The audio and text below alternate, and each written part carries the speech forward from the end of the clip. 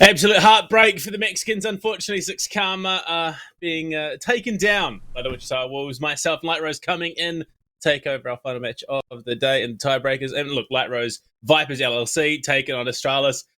Maybe is there a bit of that upset potential in the air coming into this? I mean, we kind of just had one. Only one person on the production team chose Wichita Wolves, so maybe that's just kind of the energy going throughout these entire rounds. As Vipers Esports, they've had a little bit of a rocky start. I mean, they got a good one going up against Collegiate Connoisseurs, but they did lose to S2. But you kind of say the same thing about Astralis. They lost to Parabellum, which was kind of a match that everybody was looking forward to see. But the last ones, they can kind of make some of the difference. You can see Vipers going off that 0-2 loss. There was a lot to talk about there, and we will definitely get into it. But Astralis, they come off of that loss to HK Rebels. That's pretty easy. They don't have too much scrutiny to kind of go their way.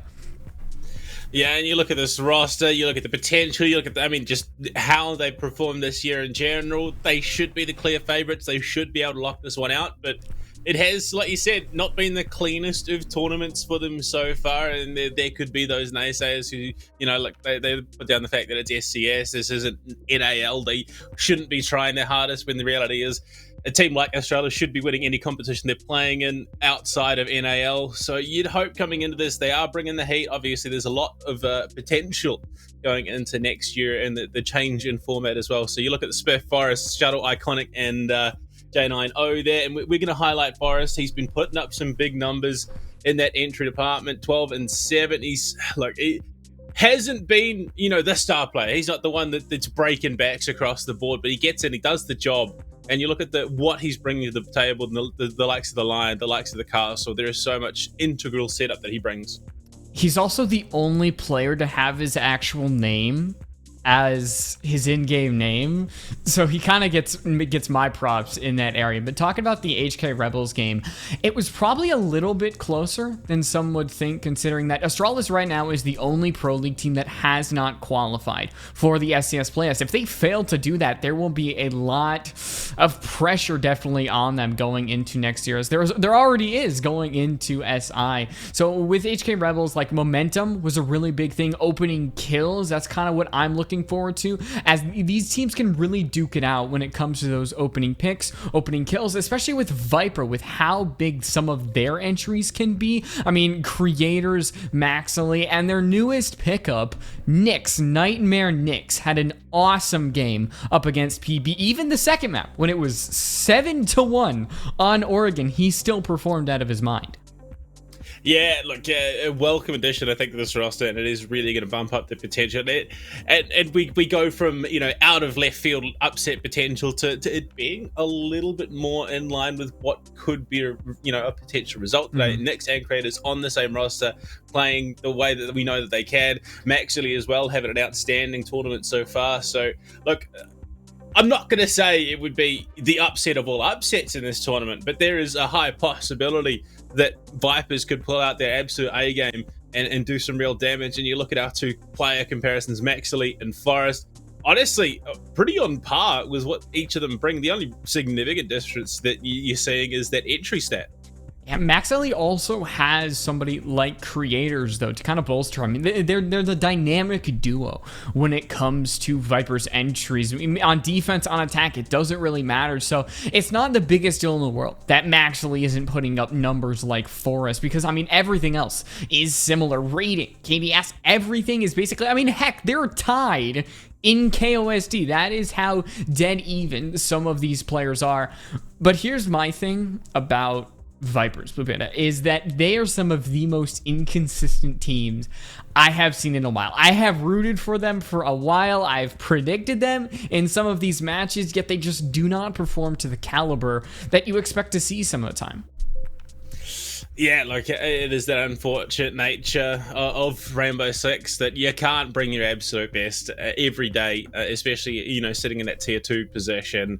It is what it is. But you hope you're coming into this matchup, you're looking for that playoff spot. This is probably the biggest hurdle I think Vipers are going to face in their careers so far this year. So you want to bring out the absolute game. I mean, how would that be? You know, closing out 2022 with the victory over Astralis to book your SCS Season 7 playoff spot. That would be something worth bragging to your mates about in Discord. Oh, absolutely. But Astralis, I mean, they are a formidable foe. They had a good game up against HK Rebels. They have my backing. I know that a lot of people are on their side going into this, and that is because they have the name, they have the players, and they have just a little bit more consistency than Vipers, and that is the one thing. They've had a slow start. They've tumbled a little bit, but that at the end of the day, they are still Astralis. They still have the 4 players plus Spiff, their newest pickup, that did go to the Charlotte Major, get to the finals, and now are going to be going to SI. So there's a lot of pressure on them, but they are, worth a lot of credibility in the end.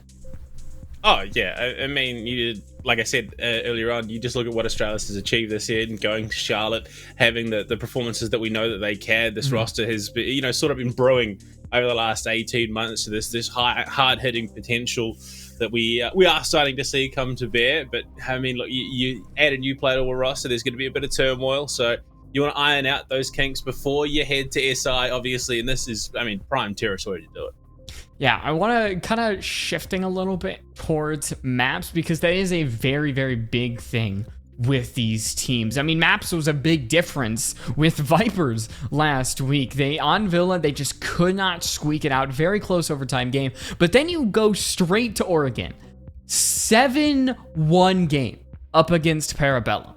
And that was just one game that you cannot ignore some of the flaws that this team had when it came to information, lack of information, especially flank drones and the like. I mean, there was a round where Doc was basically able to get a clutch ace because nobody saw him walking up Shower Hall. There was a Nomad, there was drones, yet still nothing was there. So Vipers, if they head to any of those maps, potentially Oregon, I'm a little scared because the bounce back, we're going to Oregon, and it is a Vipers pick, Blue Panda. That is bold. I mean, Oregon in general would have been a bold pick against the majority of the teams in this competition. Then we head to Villa to round it out. I mean, these 3 maps are pretty much staples of the competitive scene at the moment. Back Oregon to Villa, seeing a huge amount of playtime. I suppose Villa probably the least of the 3, I think, at the moment in NAL. And the rest of North America. But Bank seen a decent amount of play. So has Oregon. In fact, Villa is sitting between the 2. Bank played 10 times, Villa played 9, and Oregon played 7. So these are 3 of the most played maps in the pool at the moment. Oh, look, I wonder if maybe Vipers are gambling here. They're going for the coin toss on the Oregon, hoping that they can take it at least to the decider, and maybe they've got something up their sleeve for Villa. But look, it's a risk. If it pays off, they could be booking their playoff spot. I do like going to Villa, though, as our decider. They did look good in that map, even though the flaws that really reared its head in Oregon, like the flank drones, any of the like, it was there on Villa. It really wasn't as much. But looking at the predictions, all right, everybody going Astralis, and I think I've kind of made it clear why. The consistency, the 7-1 map that they lost against Parabellum, and Astralis just kind of coming off that hot win up against HK Rebels. The ball is in Astralis's court right now. Oh, I mean, it was always going to be, I think, coming into this matchup. I think if this game is to be won or lost, it's going to be off the back of Astralis absolutely fumbling and assisting Vipers in it, because you look at 1-to-1 skill, capabilities, in-game mechanics. Astralis are the better team on paper. On game day, sometimes that changes. Sometimes, you haven't done your homework, you come into it, you're underprepared, you haven't worn pants to class, and things go very, very wrong. And that's when a team like Vipers can step up and fill that gap. But I think that's one of those, 1 in a million situations. Astralis, look, you're looking at a team that none of them would have slept last night. They're all running on, caffeine and a hope and a dream. That's your best case scenario, I think, for Vipers to win this one. And look at it, you go into Bank, Vipers have the defense to start, so there is potential that they could look to carry things over into the second half. Honestly, even if they can just get themselves a 2-4 half on Bank's defense, they could potentially upset going into the second half. Yeah, but here's the thing about Vipers that you always just cannot ignore with this team. They've remedied it a little bit in SCS, but their attacks have always been their glaring flaw. That is the one thing that even if you don't really know too much about, these stats can really show you that they struggle immensely on attack. And well, they need to actually get I think a better defense than 2 and 4 on Bank, because Astralis is going to have a very stalwart defense, and with Viper's so style of attack, how they just don't always time things together right, some stuff just doesn't seem as coordinated. You need to really get off to a strong start. I mentioned momentum was a really big thing in the Astralis match. Vipers needs to take that and turn it up to the extreme in this match. Get off to an amazing, 3-0, get your rounds straight off the bat, get wins back to back, and then maybe start to ease up. I don't even think you ease up at all, but who knows? Vipers, I think they just really have to get going early. Yeah, I mean, that's the thing. The last thing Vipers want is any sort of momentum. So even if they can just 3-3 half, deny any sort of rounds being strung together, that would be the ideal situation against a team like Astralis. So I think, yeah, look, there is that possibility. Maybe talking myself into believing just a little bit more, but from the sounds of things, we are going to be going to a quick break while we get some things sorted on the back end, and then when we come back, we'll be looking to jump on into the map, of course. So we'll see you guys back very, very soon. Pollard's on a double though, and he finds a third through the smoke. Just enough. Getting it to 3K with the help. With 3 seconds left, Final lands the pre-fire. Nobody can kill him in time. He clutches it out. What a play from the alibi as the lobby player goes unchecked.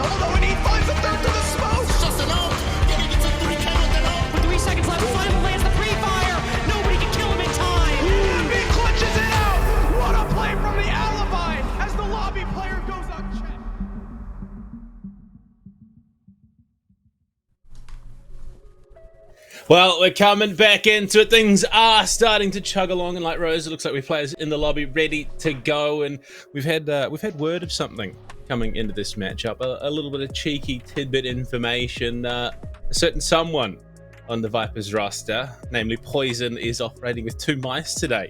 He's definitely battling the world, and unfortunately, he's going to be battling in the polls as well. But having to play with 2 mice because they're broken is certainly going to put Vipers on the back foot a little bit here. Yeah, it's putting a lot more pressure onto them when, well, I mean, kind of the world is against them right now. You just saw the Twitter poll immensely against Vipers as they pull out the Monty ban from the first one. That's not crazy on bank along with the 0-1. Yeah, you see Monty used on the basement. You mainly see Zero used potentially on that top floor, potentially just as a main, you know, flank watch that Astralis, or excuse me, Vipers definitely struggled with. So taking that away from the Vipers will hurt them a little bit, but it's mainly just those attacking bans that we can really talk about because they're not super typical. You're not going to see most Monty bans, most Zero bans on other maps. You see, that's where you're wrong. I cast a lot of Southeast Asia. They love their Monty, so it is banned quite okay, frequently. Well, not in North America, at least. Yeah, it is quite fitting. We've seen it a decent amount of it. I mean, you look at Mr. B alone and his influence on the tournament with the Monty, but look at it already. Solus coming in for Maxily, so we are starting to see things fleshed out. Look at the defense lineup so far. Smoke, you got your mute, you got your Jaeger, your 3 basics, you know, covering, you know, plant denial, you've got the utility denial, you've got the drone denial, plus that breach denial if you get in the right place. And then you got information gathering and an insane amount of sustainability. Vipers are in for the long haul on this basement hold. Astralis, look, they're going to have to punch through some of these defenses if they want to get in with a chance. Okay, so looking at the right side of your screen, you may be scared because there's even more names that you don't recognize. We have to update the Twitch command. Slaw, theslaw.ast is iconic, and Caniac combo is shuttle. Fun fact, Crow actually backed out because of the wacky names, because it makes trying to do play-by-play an absolute nightmare. You will see. I don't think, have you had the ability to cast Astralis yet? Yes. No, I got to cast the first iteration of Astralis in SCS with the funky names. So we'll see the funky fresh juice that is coming out of Astralis right now. I will definitely be running a strongly worded letter to team management about this one. It's just not on. It's not fair play. I feel like I'm being bullied and targeted in particular, though. Specifically, I think everybody and in the play-by-play area is definitely feeling a little bit hurt, but I mean, moving on, it's been a trend with, you saw Luminosity as well pulling it out, but maybe that'll just be a trend that wacky names will make teams go far in the playoffs as Maxily takes just a little bit of damage, but that Doc, his new buff, stims him right up over, I guess it is 200 HP, but so far that felt extremely far away from Shuttle, but it still blows him up nonetheless. Yeah, look, unfortunately not having the added bonus of a dock stim to keep you in it on the attack is a bit rough, and especially given that it is your buck when you do want to clear out this first floor presence. And beside that, I think they have done a decent job. Looks like there is potential shenanigans, though. Looked like it was an off-site smoke. No, okay, it was the mute there. He just dropped down through the hatch, and first kill does, well, get answered back reasonably quickly. Nightmare Nick's off the board, so that is one of your M590s as well removed, which could be a bit problematic later on. I mean, especially on basement when you might need to hold these very, very close positions, but more importantly, Poison is not that the other M590 is still available, and on this basement side on bank, Smoke is extremely important. He can make or break the round in specific scenarios, especially if Astralis, they keep kind of dripping the clock away and wasting a little bit of time as Maxily gets away. Creators actually uses the stim on himself, so that HP that Maxily has will be final, but Astralis, they're still kind of waiting it out. You see just Jane, I know he is going to use the smokes and we will probably see the execution, but Poison stops it just for the time being. This is getting a bit hectic for us into the plant. He is going to have to relocate, though, into the smoke, so he might just be able to get this one through. He's taken so much damage, goes down diff in a horrendous spot, courtesy of Poison. Maxily from range of the P90. Going to go to work as well, and unfortunately, Astralis find themselves in a horrendous spot. He's coming in from the back. Oh, J90 to try and clutch up, finds 2, but he's got to find 2 more. 6 seconds on the clock. Unfortunately for Astralis, they can't get it done. And Vipers will pick up the first round of Bank, and this is the start that they were hoping for. I wasn't really off to a good start. The execution, there were still 3 smoke canisters. 1 was deployed by default, so that was not an option. You then saw him trying to run all the way over into his own smoke, but that just didn't have the good coverage. There were flashes, there were smoke canisters along with smoke grenades being deployed. It was just chaos in the site, and it was chaos that Astralis could not overcome. So Vipers, they walk away with a first round victory, go up to the 2nd floor, and Monty may be banned on the attack, but Clash is back on the defense, and we're going to see Poison whip it out, the 2-mouse buff. Okay, yeah, look, I don't know whether this is... Would it be considered juicing? Is this some sort of like steroid, having the 2 mice to play around with Clash?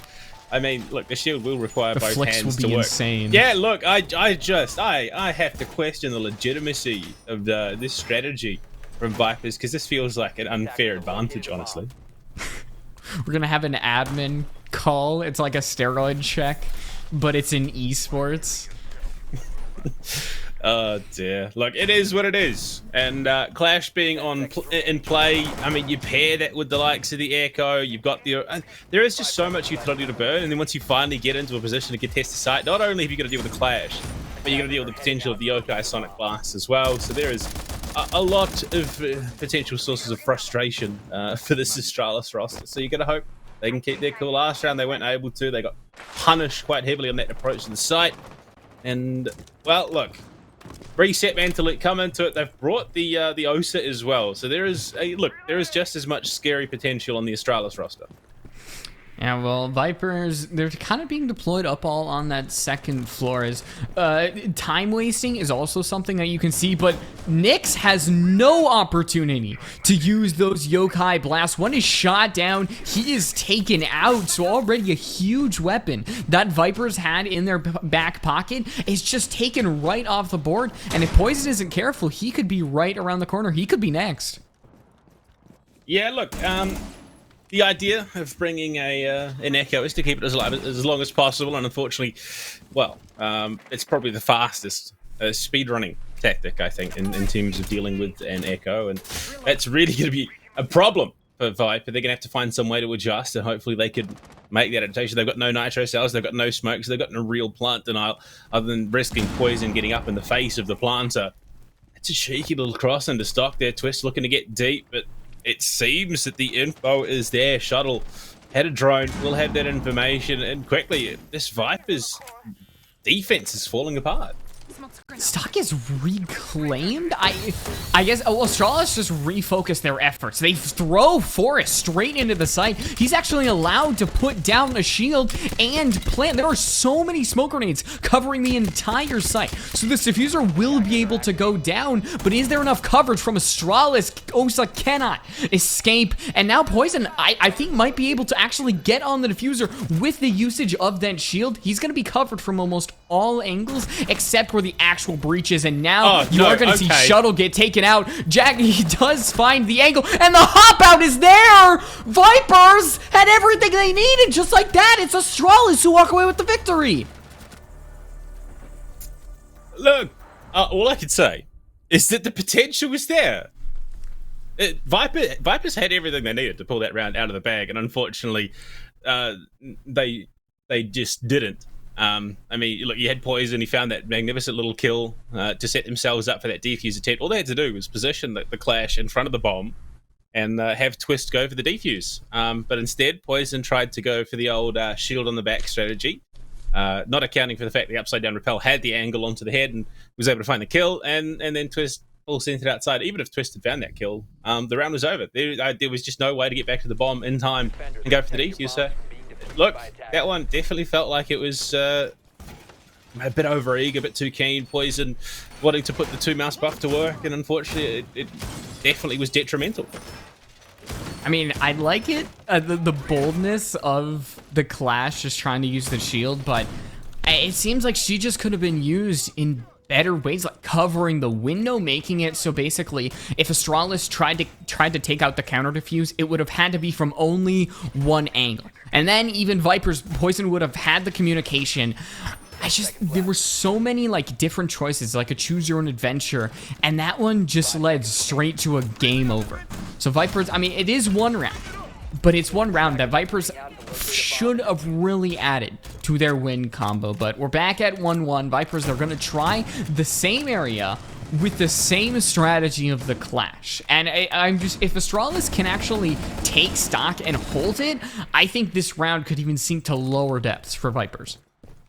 I mean, the reality is, it was a very narrow margin of error that costed that round in the end, but you look at the approach now, Astralis have changed things slightly. We do have the Nook in play, and Nook is such a terrifying operator on this map and what they are able to achieve, and you can see that already Iconic has identified that there is no presence down in this basement. In fact, you look at the defensive setup, but I think one operator at the moment is currently up on that top floor.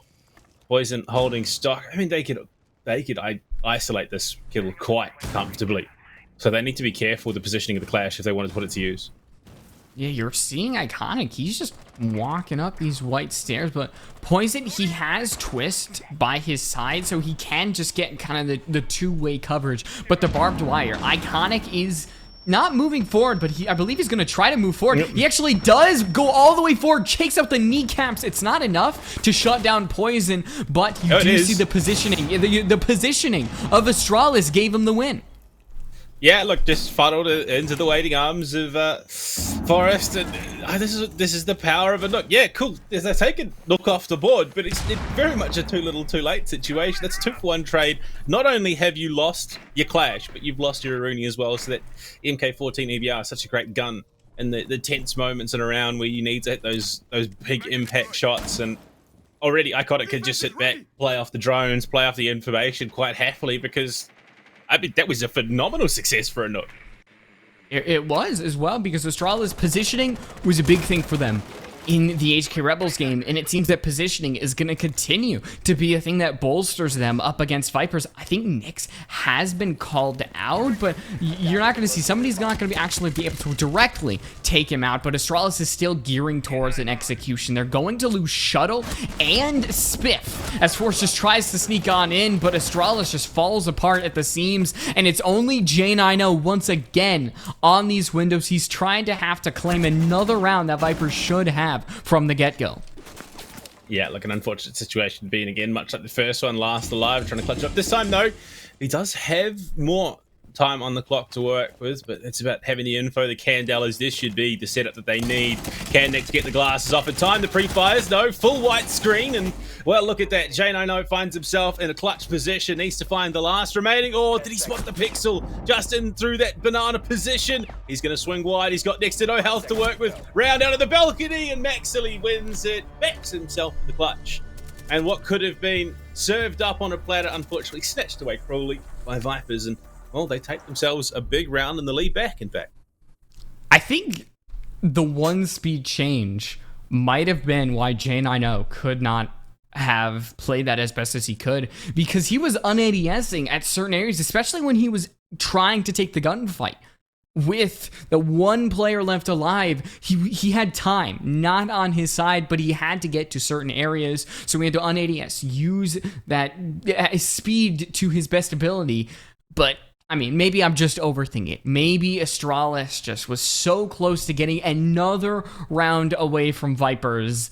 It's still way too close for this defense. They cannot allow something like that to happen again. Astralis is getting these rounds for free, honestly. I mean, you look at how that round started. You know, the deep cut through the basement with the Nook finding, well, 2 picks effectively. One straight up and the other one flushed into Poison's crosshairs. And that was 2 big operators off the board as well. I mean, one of them being the Clash was highly impactful. But the fact that they then were unable to capitalize and win out the round just maybe speaks to, again, we talked about the weakness in Viper's attack. Maybe it's just, again, an inherent lack of ability when it comes to the attack on bank for a lot of teams in this competition. Because Astralis, they had everything they needed to set that round up. Unfortunately, it just didn't come together. And well, it seems to be a common trend sometimes that putting the finishing touch on what seems to be a good round can be a struggle for some teams. That final third is where teams can struggle. But we'll see if Astralis can actually do, that first and second third that they are apparently so good at, that we've talked about in these first couple rounds. As already Astralis, they're trying to make their way towards square, maybe take open area, as Jane, I know, might have his first kill. He just looks away at the last second, and it's a free kill for Nyx, and now he just continues to claim Tellers in this office hallway as his own. Oh my. Oh, Maxley, that was just absolute freelo. I don't know what the plan was there from Iconic, but that should not have been a pick that was given away that freely. You lose your Ying, you lose your Dokabi as well. I mean, you think of the coverage that offers in terms of an attack on this basement site. It's what allowed them to even contest a bomb plant in the first round. Now they're not even going to get that chance. So what do you do without... Really, you don't have any smoke canisters. You don't have any Candelas. You still have the flashbangs from Forest, but that's not the same. You still have one hard breach canister in the pocket of Shuttle, but I mean, Forest is mainly just going to be able to get this wall open. That is not the problem here. It is going to be the execution. Poison still has all the smoke canisters he needs, and Astralis has nothing to do, but honestly, time. They have to try to get the execution, try to bait out those smoke canisters that Poison is actually whipping on up. Otherwise, they're just going to find themselves waiting out, seeing that death is waiting right around the corner inside of the site, and it has to be sooner than later, because as this timer ticks down, Poison smoke canisters just gain more and more value. They do indeed. Look, this position for Shuttle quite clearly a bit uncomfortable for him, but look, the rest of the team are working their way down. Twist, the first to fall in the approach to the basement. It's exactly what they're looking for, and in fact, they bring it back 3 versus 3. Shuttle doing the big work for the team right now, backing up Spiff's approach, and this could be the opening that they need to capitalize. Creators goes down, and all of a sudden, Astralis, well, unfortunately, I was going to say they were in control, but Poison makes sure that it is an even footing that these teams find themselves on. Unfortunately, though, the Spiff, he is low, and he's dead, in fact, as the M590 swings around that corner aggressively. Poison, the 2 mice buff comes in clutch again. My God, can we get an admin check? This is just, it just seems unfair. I'm sorry. I mean, the Mossberg's pretty crazy. I don't think that's something that's the 2 mouse buff. That is just the Mossberg in those engagements. You do not honestly want a better gun for look, that right 2 there. mice plus 2 to aiming. That seems like a bit of an unfair advantage. All right, we're gonna need a 0.5 that flick that he had in between, but Vipers, I mean, it looked shaky at the end there. I think if Astralis maybe had played around each other potentially a little bit more, maybe not had taken some HP away from in those gunfights, they could have walked away with the round, but still, that was so much better than round 3 and round 4 for Vipers. I mean, or excuse me, round 2 and round 3, because, I mean, it felt a lot more earned. It wasn't that they stopped like a 1v3, 1v4 from happening. It's that they used the advantages that they had, and it got a little close, but in the end, they still kind of had it. In the end, they had control of the site. They had control of utility, and time is the big thing here. Blue Panda, Astralis are always taking these times down to about the 20-15 seconds, and Poison just has utility to waste all that remaining time off the clock, and Astralis can't do anything about it.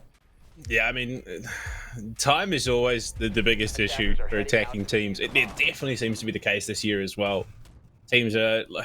Look, yes, you want to make sure you have as much information as possible. You want to make sure that you prep yourself as best as possible in approaching the site. And unfortunately, that can cost you. A cheeky little prep at the window there from Twist. I don't think he quite realized that you look down below him. Iconic was there, so might have fallen victim. But already, oh my God, the Flores is coming in. Shuttle, he's putting it to work to try and clear out this utility.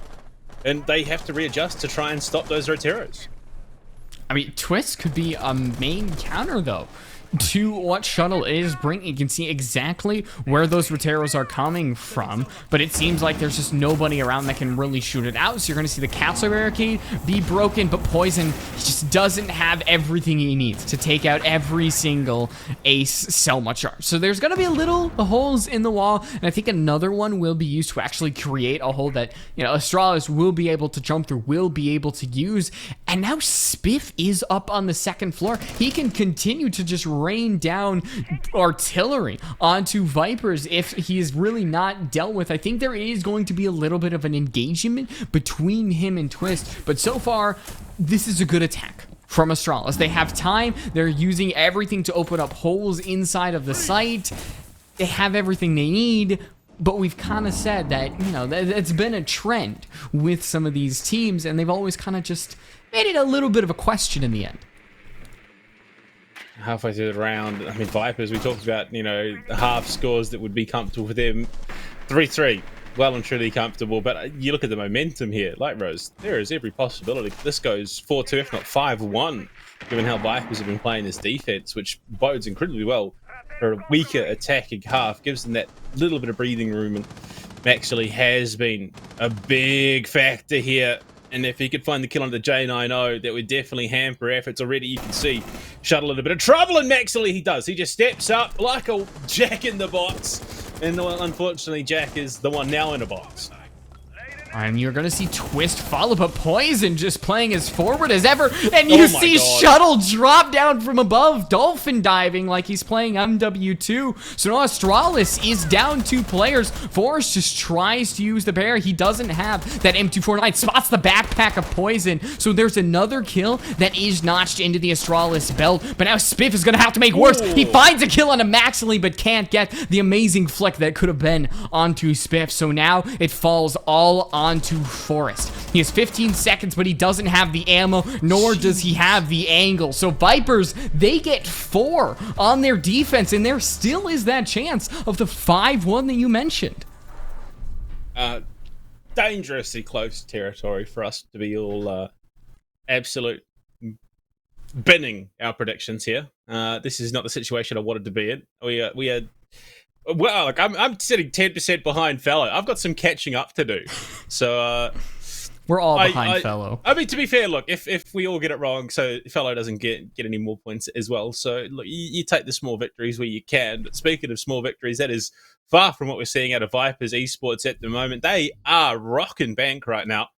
We head back up to CEO, which I mean is a very, very uncomfortable sight for the majority of teams, and they are trying to make it work where they can. They're 1-1 on the site. They do bring the Clash out once again. I mean, the Clash, barring the round where we did see, you know, the not get in the thick of things, was a highly impactful operator. I mean, looking at the entire, like, record for this map, I think this should be a 5-0. Even though this is kind of the site that we saw Astralis win, it was one of those rounds that it was just a little bit goofy from the defense. The Clash, just the coordination wasn't there in the post lane, even though they, you know, we've said it so much, had everything they need. I'm starting to worry a little bit for Astralis. This is their map pick. They chose to go to bank, and now we're struggling a little bit on their attack when Vipers, I mean, if they get to that 5-1 scoreline, even if their attack is miles below what Astralis is, they only need 2. So I think this round could be a very significant marker of whether or not Vipers could walk away with a very easy map and then feel like amazing going into the second map, or if Astralis are, you know, maybe gonna put up a fight on their own map pick. You'd have to, you'd bloody well hope so if you're an Astralis fan. You don't pick a map just to give it to your opponents. Right now, Vipers, I mean, it's not even a case of giving. I think Vipers have handily taken bank so far. The one round that they lost, Astralis put up a real showing, but were denied any sort of momentum generation already. Forrest looking to try and threaten out into that stock hallway. Poison, last time he was here, it was caught from the back and was shut down, and things are looking a bit dangerous. So many angles being opened up, and again, they've just found the right opening and just popped his head off. Well done, iconic, making the most of these gaps and flaws in the Vipers defense.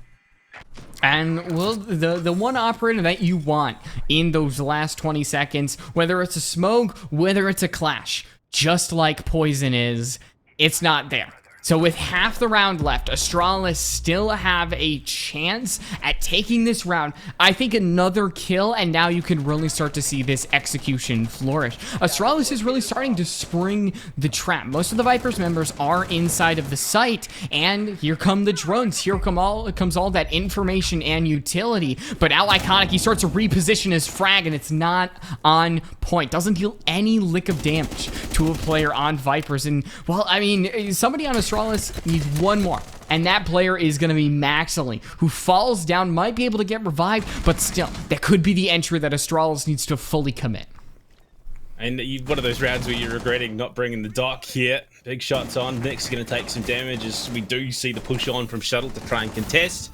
45 seconds. Maxity will be finished off, courtesy of Forest. And the 5 versus 3 is, I mean, really workable. Make that a 2 versus 4 now. 2 versus 3 as we do see Spiff falling as well. The flank on in. Big damage comes through. And Jack, this time, not left as the last alive, will pull out the win for the team. He's been in that position so many times, and from to be battling the rest of the team up as well, must be much more comfortable.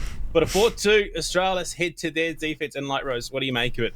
Is this enough for Astralis to bring the map back? It's one of the things where how consistent is Vipers feeling today? Are they feeling on lock? Are they feeling like a challenger level team? Or are they kind of feeling, you know, like a team that could lose this map pick still? Because 5-1 would be the best. 4-2, I still think that's amazing, but the attack is still where this team struggles. As Astralis going on the defense, they're going down to basement. They have a lot of operators that are designed to waste time. Doyo, Smoke, Maestro a little bit in that mark as you have to focus your vision. He's got the lasers, he's got a lot that he can do. And Vipers, I think even more than Astralis, struggle with time management. And if they don't get in the site, they start executing, I think with about 30 seconds is that marker that you either need to take out the smoke, waste those smokes, otherwise you will be looking at a loss on the board. Yeah, I mean, it's a rough situation. That was the power that Amonte did bring, of course, attacking into the space, so you can bait out those toxic canisters that much earlier into a round, because you just push through dirt, get control of servers, and it's just a matter of showing your face and hoping that they fall for the trick, so to speak. But no Monty in play. Blitz, really the only other option, which I think you would be very bold to want to pick a Blitz in the current meta, especially with the likes of Smoke and Goyo in play. You see the vastly different approach out of Astralis. They bring the pulse, and Forrest taking some big damage early. That is rough, and that's what happened. The Twitch coming in from creators, popped the Vulcan pack, and Forrest loses almost half his health. There is no dock in this round, so he's going to have to battle through with the remaining health. I'd hope that he repositions, honestly. Well, I mean, we didn't see too much, as now another one is going to be popped as Spiff just kind of locks himself into the janitor's closet for time being. He is going to get caught on the rotate, but there's really nobody around to certify a kill. So Astralis now have almost fully bunkered inside of the site, and now Vipers can really focus on getting those hatches, focusing on starting to circle themselves around the site, start to drain that utility. Like I mentioned, waste time, take out the cameras. Those black eye cameras are just going to be a big nuisance up against this attack. Well, still, there's so much time left that Vipers can waste. Well, the Jackal trying to scout out the positioning here of J90, but he's already out. Got himself away from the danger. Now creators with that shock drone. Oh, that's so much information there in the scan as well. So they might just be able to find an angle to punish here, but maybe if Spiff can hold off this push down the main stairs. There's so many variables and factors coming into this round that could make or break it. As it stands, still 10 players alive. Forest, the weakest of those 10, but look at the information potential that is coming out of Astralis, sitting in Gold Vault, Shuttle, just feeding that info through with the cardiac sensor. And it's a little bit before the execution, the calm before the storm. Poison actually drops. I think in the elevator he has not been noticed, and there's information on where J9O is. There is going to be a full drop. He actually claims one. It isn't him, it's Spiff. But Astralis, even though they might lose a few members, they fully regain control. But Nyx is inside of CCTV. He's able to take out the smoke, and now we are dead even. Both of the Astralis members are stuck inside of this vault area with really no way out. Nyx is covering their entry into the actual site, and Twist is covering their exit. What is Astralis to do besides hope that Vipers does not put this diffuser down? Twist has to get inside the site, and with 5 seconds left, hope that he can stick it. He will get it, but he walks right into the line of sight of Astralis. Are you kidding me? Blue Panda. I am left speechless.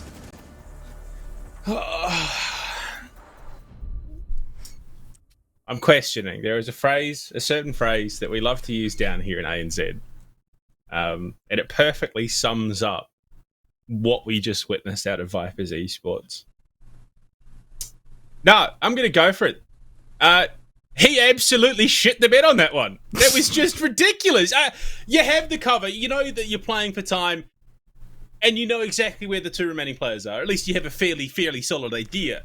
And so what does he do? He posts up in the one position that could be contested from where they are. And it costs him the round. Despite Nyx cutting deep, finding the kill under the smoke, blowing that site wide open. I mean, look, yeah, it was going to be a bit of a gamble anyway, but they had the opportunity to go for a plant. And yeah, look, I said it. I called it. It is what it is. I just don't know why you wouldn't plant in the other side. I know you're questioning potentially the shot from vault and from elevator. Then you had the other side to work with. Exactly. Like there were so many things. But Nyx was holding the cross, so you could have planted right in his line of sight and let him hold it. But no. 5 seconds remaining. A lot of things that are, you know, left up to question. As you can now see that Vipers, I think that was good. That was great. They even though they struggled a little bit on the drop, they regained composure. Nightmare Nyx, great pickup. Like seeing what he did in the previous match, seeing what he's doing in this one, I think that bringing him on, you added so much to your roster, but you can't have him hit shots like that, do things like that, and then lose the round. It just demoralizes you so much as a player, potentially as a team, but still in the lead by 1. Could easily fall as we go to a tie, but Astralis now, they have to defend this open area site. They have to hold that top area that you are going to see Vipers now try to take.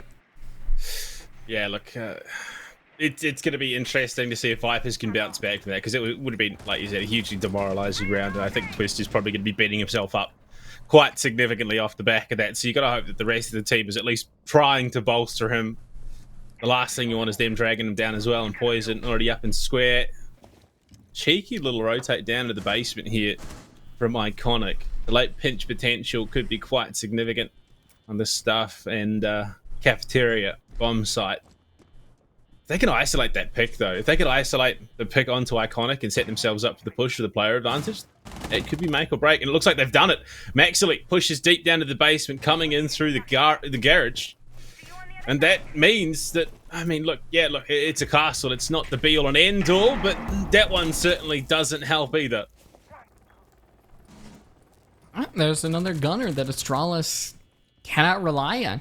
You see, Spiff is one of the players that has the leading kills. You still have J9O that you can rely on. He's still going to be able to use that keep of barriers. It covers some of those holes, but probably not enough that you would like. As Astralis fire back, they take care of Twist and take care of potentially some Vipers map control that has to be regained, as we're now reaching 45 seconds, that execution phase, and there's just numbers dropping for Vipers left and right. Poison is officially going going to get that diffuser down, but he stops. He doesn't have the coverage that he needs, and Astralis now just walk forward, find one, find two, and it leaves Creators all alone in the 1v2. He spots one, but he either has to get that diffuser, find that one kill onto Forest, and get the one onto Jack. The odds are not in his favor. Blue Panda, he has information, but honestly, that is really not the thing here. It is simple map geometry. He does not have the angles he needs. He does not have really anything right now. As we reach 7 seconds, the timer ticks down, and he gets the kill onto Forest, but he has to hide. J9O has to hide, and cubicles are enough coverage in the world. Well, I said it last round. I'm going to say it. Well, I'm not going to say it again this round. I'm going to infer it again this round. Much the same situation. They had the opportunity. Unfortunately, it doesn't happen. They make their mistakes. And again, another incredibly frustrating close to a round for Vipers Esports. I would hate to be in the comms at the moment because I would imagine there's probably a lot of tension going on right now, especially given that you had a 4-2 half. You've now let that slip. We're back even. So you're essentially wiping that slate clean every advantage. But Astralis are now on the defense. We head to Teller and Archives. And we will see the Spiff Solus coming out, the Bandit, the Mute. So there is a lot of utility denial coming through, not to mention the Castle once again in the hands of Forest, an iconic operator for him. And the Warden, the ever-important Warden coming into this. Just what do Vipers Esports need to do to break this Astralis hold? Because they're seemingly their own worst enemies. Astralis struggled with that final third. The Vipers takes that to a whole new level right now. Like, they had 2 kills. One onto Iconic, one onto Spiff. Like, these are players that matter in the end, and Vipers can't get it done. So that's what I'm saying when I think that 4-2 is not enough to feel confident in the Vipers' attack. As we're tied up, and Astralis seem like they are not stopping, even though like a lot of these rounds aren't specifically because of their defense. Like in the execution phase, yes, they play it wonderfully. It's also Vipers really struggling with A, getting that diffuser down, B, playing around it and retaking sites. They struggle so much with that you just have to think that. Oh boy. Yeah, you saw the shotgun. Oh hey, boy. he's got the SMG-11, so she's got something. Confidence is key, and Maxley has been very, very confident so far in today's matchup. Of course, we'll find the first pick. Forest going down, but it'd be all and end all. Far from it. In fact, it's a castle. Your job's done for the most part. All you were really bringing was that extra gun to the later stages of a round. So it could have been far worse for Astralis, and they could quite comfortably bring this one back. But we're just looking for that info. Does spot the Warden, top the elevator shafts right now. Creators playing the sky. Astralis have so many bases covered here. They will lose the shield, but look, the shotgun in hand, and specifically it's the Spanish shotgun, I do believe, the ITA, is particularly potent at range. Yeah, I haven't really seen it used. I can't say I like it based off of it. I mean, Mossberg at heart, that's my favorite shotgun, but I mean, you almost never will see it used because Miro's got that Vector, Jackal's got that C7E. Maybe we'll get to see Spiff in action with the shotgun. But so far, Vipers, they're staying away from shotgun range. Not really wanting to take any of these gunfights. As now, I think Nyx will now start to wail onto the floor. Maybe poke some holes in that ceiling. That means Astralis will just have to scatter away. But so far, Astralis survives. I thought that was Nyx getting the kill. It's not. I thought he absolutely Twist. I know there. That would have been impressive, but no. Not to me. Look, I'm sure he'll claim it was him. He did all the damage, and it was just Twist to steal the kill at the end. But look, it is a big pick. You know, taking J9O off the board, not having the Warden, Nyx going down though could be a bit rough, and Maxley can answer back in kind. These rampant offsite players from Astralis being picked away one by one, and look, yeah, you can play a loose hold under the site, but we're seeing the inherent weakness of that. Vipers identifying will be 1, make that 2, going back after for the trade. And this is, I mean, what, the first defensive loss, I think, for Astralis this half. I mean, it's just Vipers not losing the lead that they earned. Like this is something that should have happened in a lot of these rounds. They get 1, they get 2. Usually that leads to a round win. It doesn't take like a rocket scientist to figure that out. So Vipers actually playing, good siege in this, but they have to attack a basement. And this has always been the one that I've just felt not great about for this team. They almost had it in the last one, should have won it last time they went here, but still, we'll throw that out. It's in the past, have a memory of a goldfish. It's an easy fix. Don't walk into the line of sight that your opponent is blatantly holding. It's pretty simple at the end of the day. Don't plant where your opponent is looking. So, if we could avoid that, we're golden. I think Vipers have map point in the bag, but if Twist does the same thing again, I begin to question what is going on. If he does it again, if he does it again, someone is leaving the server, and it is well and truly someone on this Vipers roster. Yeah, but I was saying, have the memory of a goldfish. Move on from that and just focus on this round. Because Astralis, it's a 1-round difference. You make it 5-5. There's a chance we're going into overtime because, this basement site is probably the best shot that you're going to get. It's the best odds at any of the defenses. So we'll see if Vipers bringing out the Hibana 4 can openers along with Maxily shields. They've got what they need, but can they actually use it right?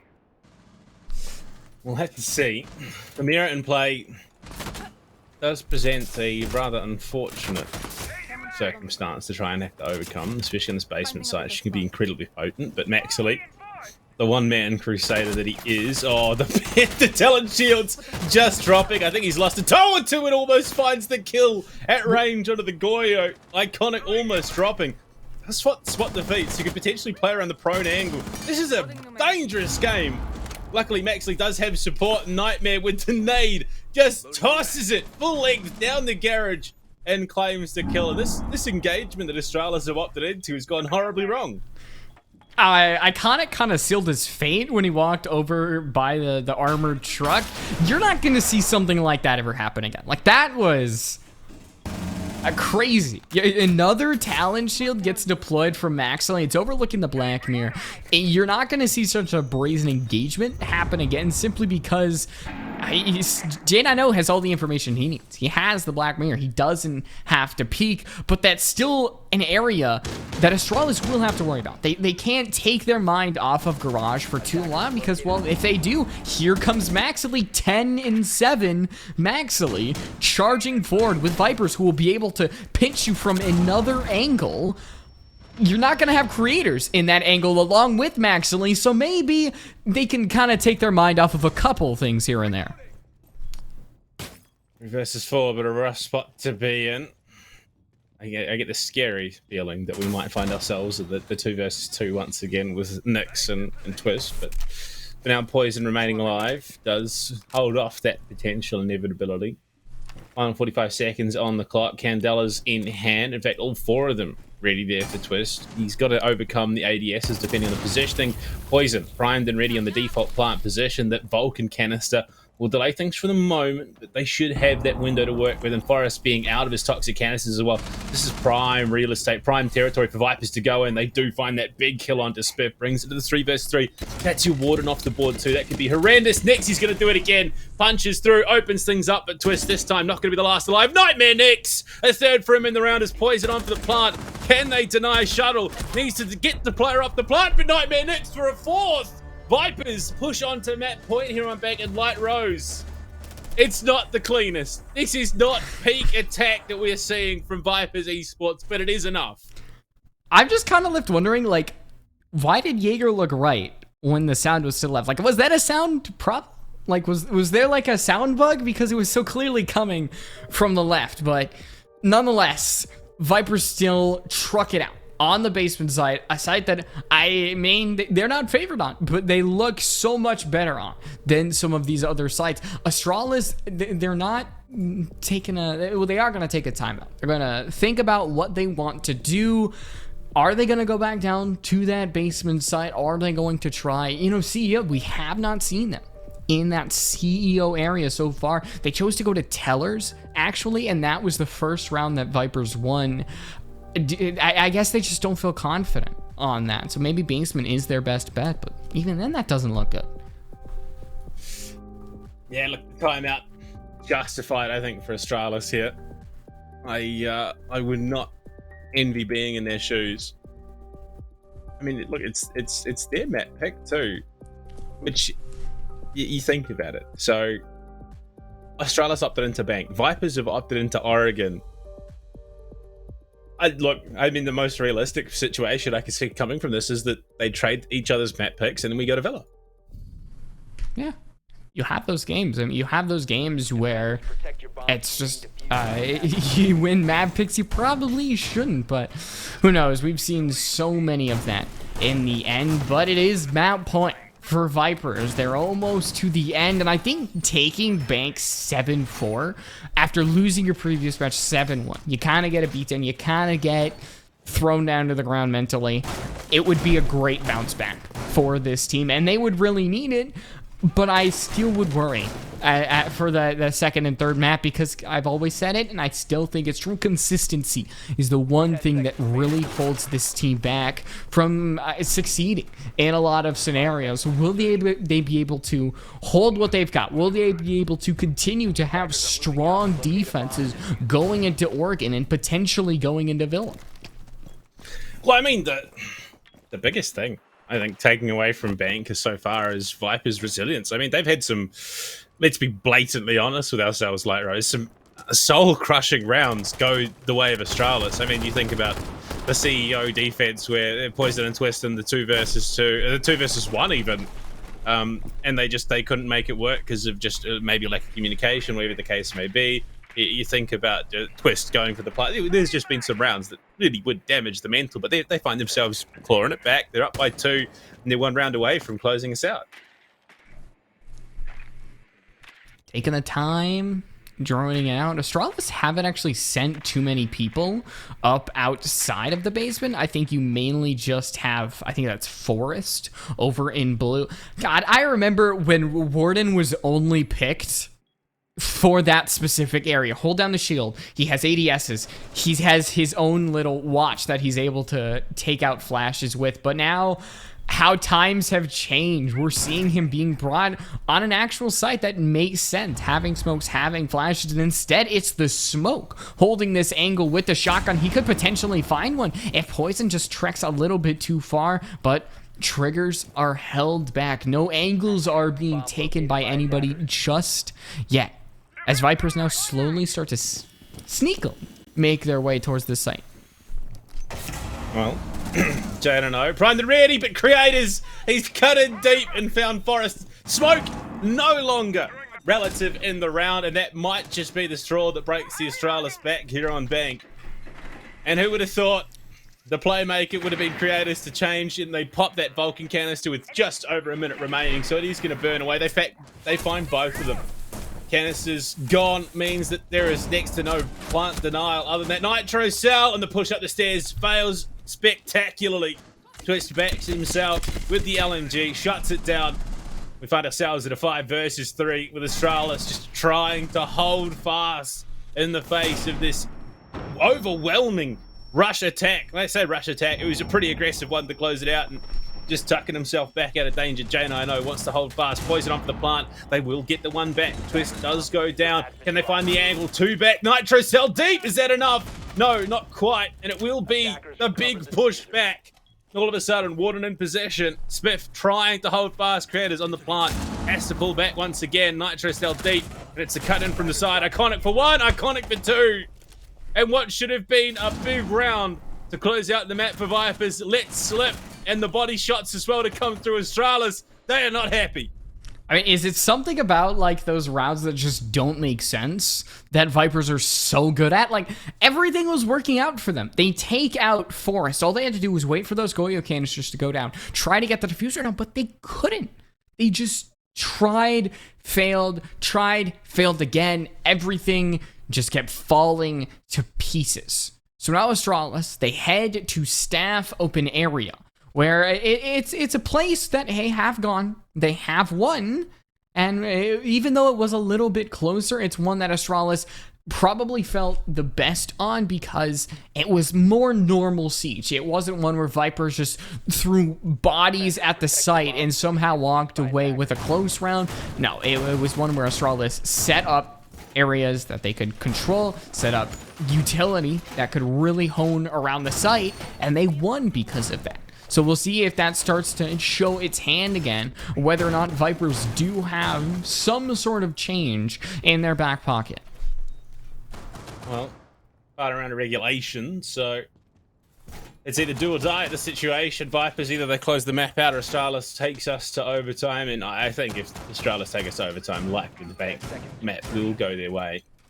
I think Vipers have really struggled on the back nine, so to speak, of bank. We can see, look at what they're bringing. Twist, I think Twist on the nook needs to make a deep play. If he can find an opening, that could seal the deal against Astralis. Although in saying that, we thought that was the case. Creators cut deep, found that opening kill. They then found the follow-up onto the, I believe it was the Wemai pushing up the main stairs. It didn't matter, because then Iconic pushed in and denied the plant and every chance at winning the round with the help of Spiff. So look, we'll see. Hopefully Twist can be the make or break here. You're seeing drones. Information is so powerful in this game, so knowledgeable, and Vipers, they've been able to utilize that in certain scenarios. And I think if they catch the one player that's just hiding out, maybe the three actually that are up on that top floor, JD Hog almost gets taken out. Spiff, as his nickname is, JD Hog. Everybody's just got the crazy names. We've had to substitute to make it a little bit easier for you in the end. But Nyx, he's getting closer to finding somebody. Twist, you mentioned him. You talked about how important he had to be. He finds Zilch. Yeah, look, unfortunately, you call a spade a spade. He did not find a damn thing in the round, and unfortunately, he may just have to sit there and watch the remainder of Bank. Whether or not his team can bring it back, we'll have to wait and see. But you look at Spiff, he is low, definitely in a position to be picked up in the not too near future. Next pinching down. I mean, they are going for an approach towards the site. And I mean, as much as I said Twist could be the make or break, we know what Nyx is capable of in a pinch. I mean, the 4K from himself on the Iana definitely showcased that. With Spiff being as low as he is, just around the corner, it realistically should be an easy pickup. But they aren't playing it slow. They're not going to just pull that trigger and risk losing out and going to overtime just yet. As now, Vipers, I mean, setting up for that hatch. We saw that hatch drop where it's just the plank prone immediately dropping. I don't think that's a great idea because clearly Astralis were ready for it in the previous area. There isn't a Maestro this time, so there's not going to be like a flurry of bullets being thrown out at you. But Vipers, I don't think have clear access to this. You're having Nyx try to hop in from the window. If he's not caught out, he could be that main disruptor that he was in the previous round. But if he's able to hop in, actually gets caught out, yeah, Poison is inside the site. There's two of them, in fact. They drop stock hatch. Maxley's going to find Spiff, and all of a sudden the 4 versus 4 in the post plant. Jack, he's trying to do it. J90 from range with the Russian SMG. 1-for-1, Maxley goes down, but they do find a shuttle back. Forrest looking to go deep. Big kills across the board, but it's Nightmare in the post plant. He does have the 2 nades, and there is no Jaeger on the cards. This could be all said and done. They have no idea of his positioning. They're heading upstairs. No way! Vipers Esports might have just finessed this away from Astralis. Shots are on, and the nade should seal the deal. Deny the defuse. Slaw. It doesn't go deep enough. No! He's hooked it against the wall, and Astralis get the defuse. Well, there was a shot. Even Forrest is calling it out. You hit a frag grenade. It's over. Just like that. You never see something. This is why Nyx plays Siege and not basketball. Oh my goodness. I mean, Vipers, if they end up losing it out, that will be heartbreaking. I mean, it's not going to be as heartbreaking as AAA against Luminosity, but you saw victory before your eyes. Vipers, I mean, the fact that Astralis had to head up to the second floor, wasting about 25 seconds, that should have been it right there. But Nyx just could not hit the frag grenades. When it mattered, it just flew up into the air. And like that, we're going to see overtime on Bank, on Astralis' map pick. And there's been so much potential from Vipers. I swear he hooked that onto the Prince's door frame. Like, that was... Oh... Like, literally, that was free throw moment. Like, you're standing in the free throw line, easy as, you just gotta sink it. Man sends it left, just left, unfortunately. And, well, Astralis are gonna have 2 defense rounds to work with. It's us for a moment. We are obviously having a bit of a tech pause from the looks of things. Understandably, I think Vipers are gonna need some time to decompress after that. Like, there is about a 50-50 chance that Nix is currently deafened wherever he is, because there is possibly some words being said at him right now. Well, I mean, they're going to have an extended break to think about what they're going to do as Vipers Astralis, looking at 6-6. Do you think that Vipers can kind of reclaim what they once had? I think realistically, Astralis have got this in the bag. They've got 2 defensive rounds to work with in overtime. They have just been... It's not even a case of looking better. It's that Vipers have looked weaker on attack. In fact, the rounds that they have lost more often than not have come from some very, Three Stooges-esque mistakes. I mean, I think the only thing that we're missing is some friendly fire going on in some of these round closeouts, because they are rounds that, if you follow linearly, should be a victory. But, twist planting in a line of sight that Astralis is currently holding, or... It all feels a bit comical, if I'm being perfectly honest. I think that's what a lot of these rounds are, is the Vipers, for some reason, kind of thrive in that chaotic environment, the ones where you just find yourself laughing at what's happening, and still they can somehow claim out the round. I'm surprised Nix actually didn't hop in. I know that comes with a lot of risks, but he did that earlier and actually found a couple of kills on open area, but... I mean, hey, he had the chance from outside the window, couldn't get it. As I'm trying to remember who got defense and attack in overtime. I think Vipers may have started on the defense, because if they do start on the defense, no. So Astralis has defense to start, so they'll get 2 defense rounds. Which is why I'm leaning more towards the fact that this is going to be Astralis winning. That's me too. I mean, after what Vipers have kind of shown us on the attack, how wacky they can be on the attack. Astralis' defense, I think they can actually, put them over the finish line. Even Astralis' attack can be, from time to time, good in the end. So we'll have to see if they can actually put together all the pieces in the end, or if Vipers can somehow, after everything we've all seen, get this map. I mean, just watching the Vipers attack, the only way I can think to describe it is, you've always got that one person in your family who's very mechanically minded. They like to take things apart and see how it all works. Vipers currently are sitting in front of the washing machine. They can't remember how it goes back together. They've put it back together and there are 3 pieces missing, and it won't run properly now. And that just feels how their attacks have played out. They've done as much as they can up until the last couple of, the last 10 seconds, and that one piece is missing, whether it's a safe planting spot for one. Twist, yes, that is directed at you. Don't plant where the enemy is watching. Or, they just don't have the coverage they need. They're losing key gunfights. It feels like they've got everything up until the one thing that they desperately need.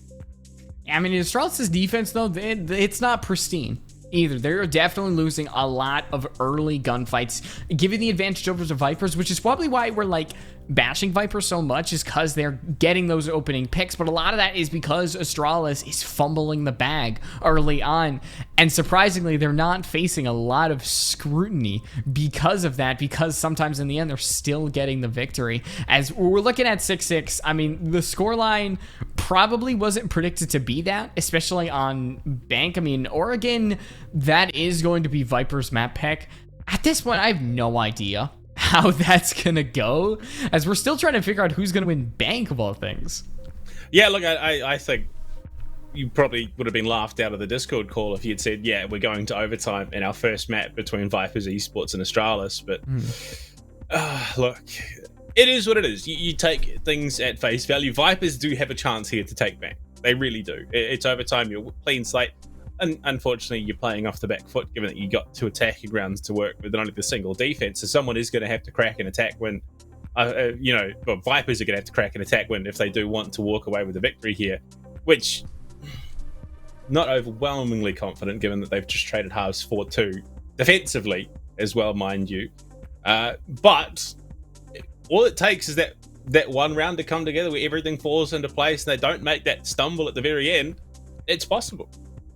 I mean, Vipers are one of the teams where, like, I talked about their inconsistency, but that is the thing that's holding them back. But when they are at their greatest, when they kind of fluctuate at all levels and then reach the top, they can be a good team. They have a good IGL. They have gunners. They have all the pieces of a great team, but sometimes it just doesn't click together. I think if we see the Vipers that kind of shines throughout its individual set pieces, like Poison, like Maxily, Creators, everything and the like, they have the ability to beat Astralis. It's just that you don't see that most of the time. It's why everybody picked Astralis, is because we haven't seen too much of that amazing Vipers team throughout this entire season.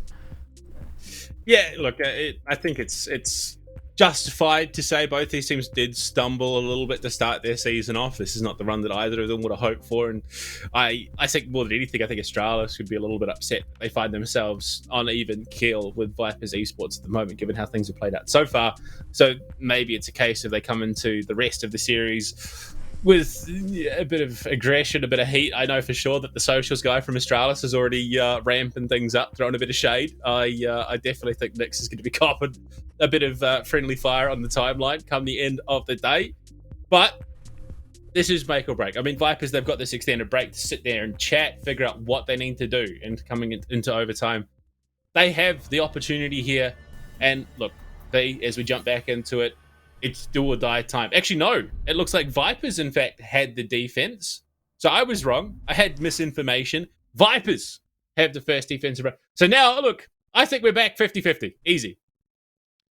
And so, I mean, right now, Vipers get to go on the basement. They get to go to a site that they have felt great on. They've gone through in round 1 and round 4. They had 2 players alive in both of the times.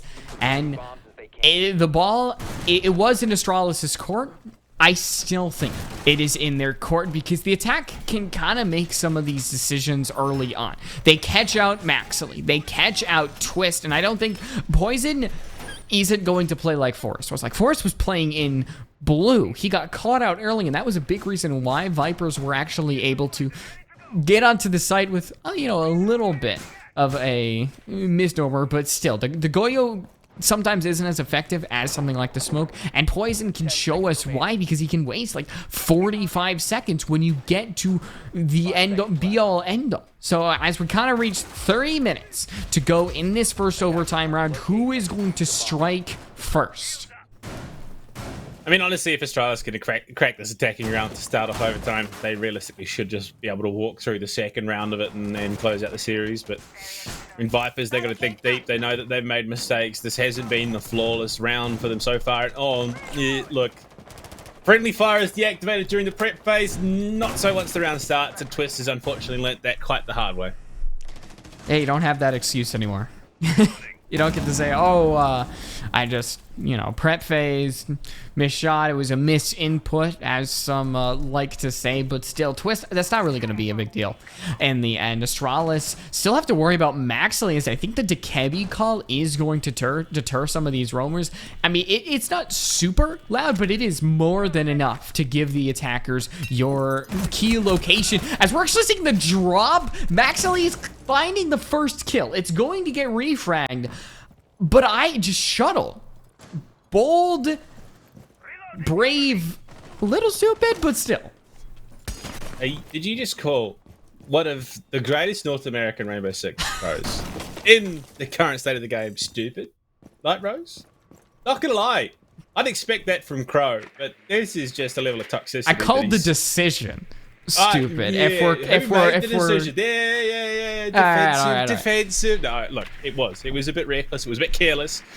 Unfortunately, though, for Vipers Esports, it may not matter too much, given that Nyx has gone down as well. So an opportunity largely nullified, and I think Buck for a you know, Azami. Realistically, I kind of think Astralis walk away in the better kilter with that. Yeah, especially with somebody like Nyx. Like, I mean, Nyx has been in like key situations. He hasn't put up numbers like we've seen somebody like Maxley do, but when it counts, he's that person you can kind of look at. When Astralis is rushing into the site, when you've got 50 seconds left, like we do now, you want somebody like Nyx in your back pocket, at least in this match. But Poison sitting all the way back, he's going to be able to deploy one smoke canister. Did it get shot out? He gets down force, is able to put down the diffuser, and now Vipers have no direct access into the site. There's smoke grenades covering their view. Even though Poison is going to get revived, it's not going to mean much. With 30 seconds left, you're going to have somebody from Vipers try to flank around. I think at this point, you're kind of shooting blanks with Astralis finding one kill, potentially finding more right around the corner. You are hoping, you are praying, if you are a Vipers fan, that something's happened and it might die with creators right here. He's able to find one kill, but eventually he falls with J90 shot and Astralis. They storm that basement site and for the first time, walk away with the victory. I did say if Astralis take the attacking round, I think they take the overtime as well. It just felt like a comedy of errors there by the end of it. I mean, Poison, second toxic canister, catches the wall as he goes down. He can't deny the plant.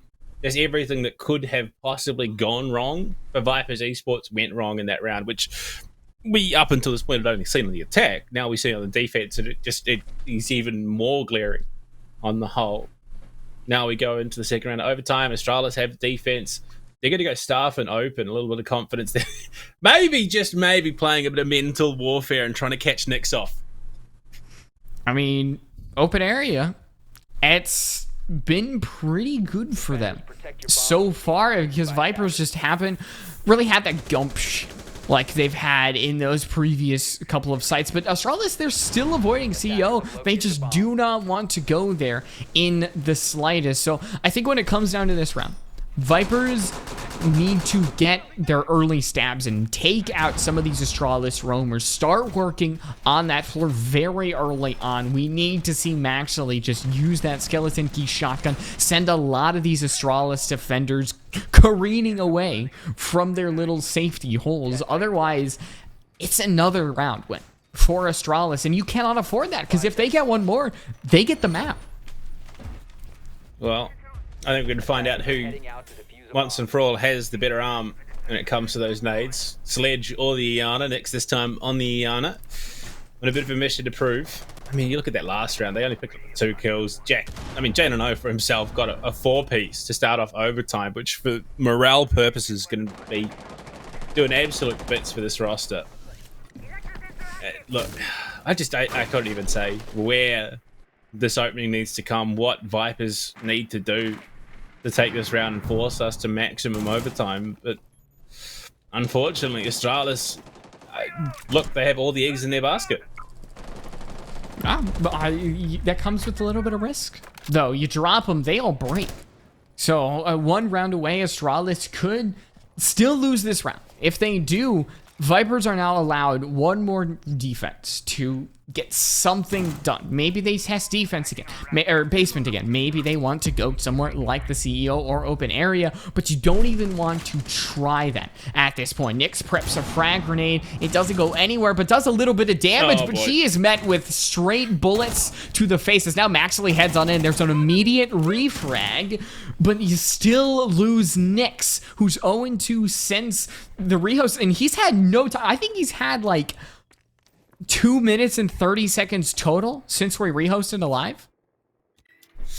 Yeah, well, he's been within the first 2 dead in both rounds of overtime already so far. And I mean, again, I think Astralis quite comfortable losing the Mozzie early, and Maxley's going to be soon to follow. 1 for 1 again, so 3 versus 3. J90 in a bit of trouble, but he is going to get himself out, unlike Creators, who is just absolutely monstered there in terms of health remaining, and things are looking bleak. This is not at all the trajectory I thought this map was going to go, given the 4-2 start from Vipers Esports on their defense. They look absolutely dominant, but a big shot there from Forest is all going to seal the deal. Poison and Twist going to bring it back to the 2 versus 2, courtesy of Twist, but yeah, look at that, just dancing around, Iconic playing in the shadows. J90 I think his orbit sealed the deal, and Poison. Iconic will close the coffin.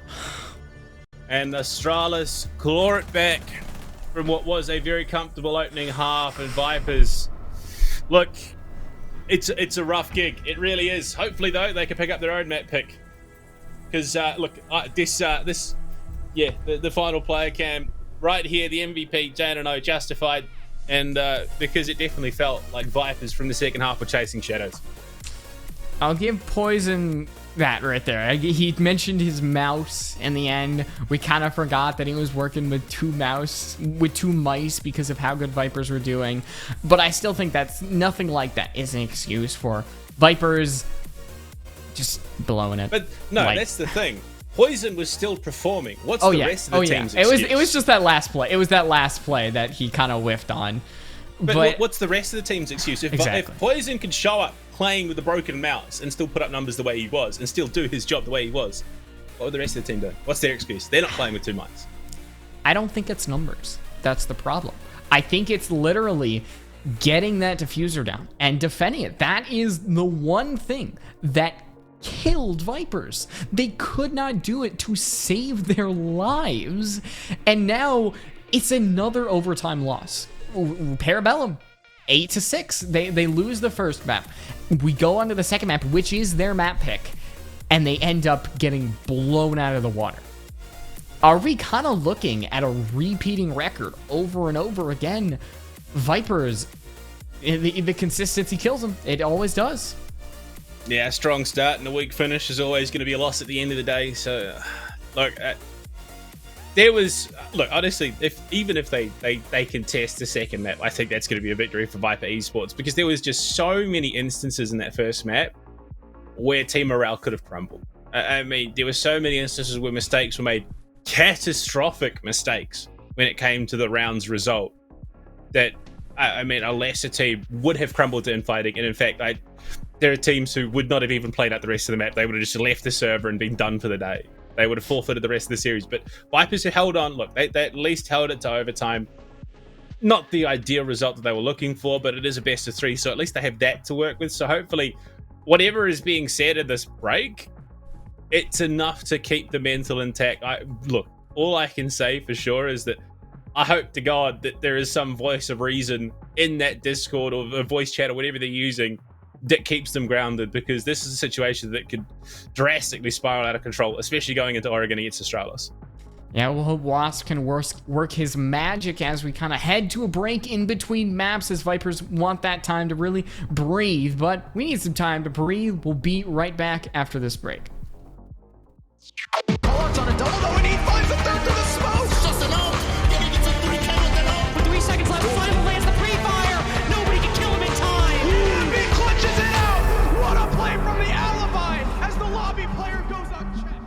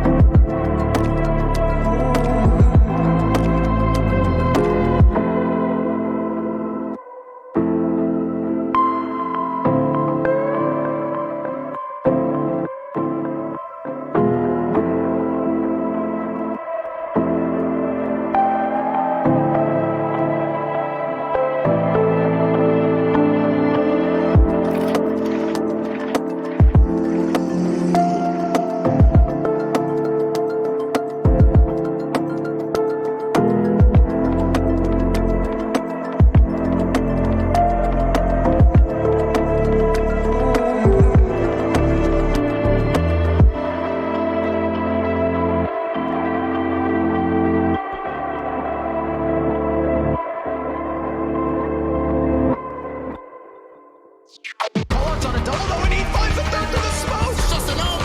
Getting into 3K with an ult. With 3 seconds left, Final lands the pre-fire. Nobody can kill him in time. He clutches it out. What a play from the alibi as the lobby player goes unchecked.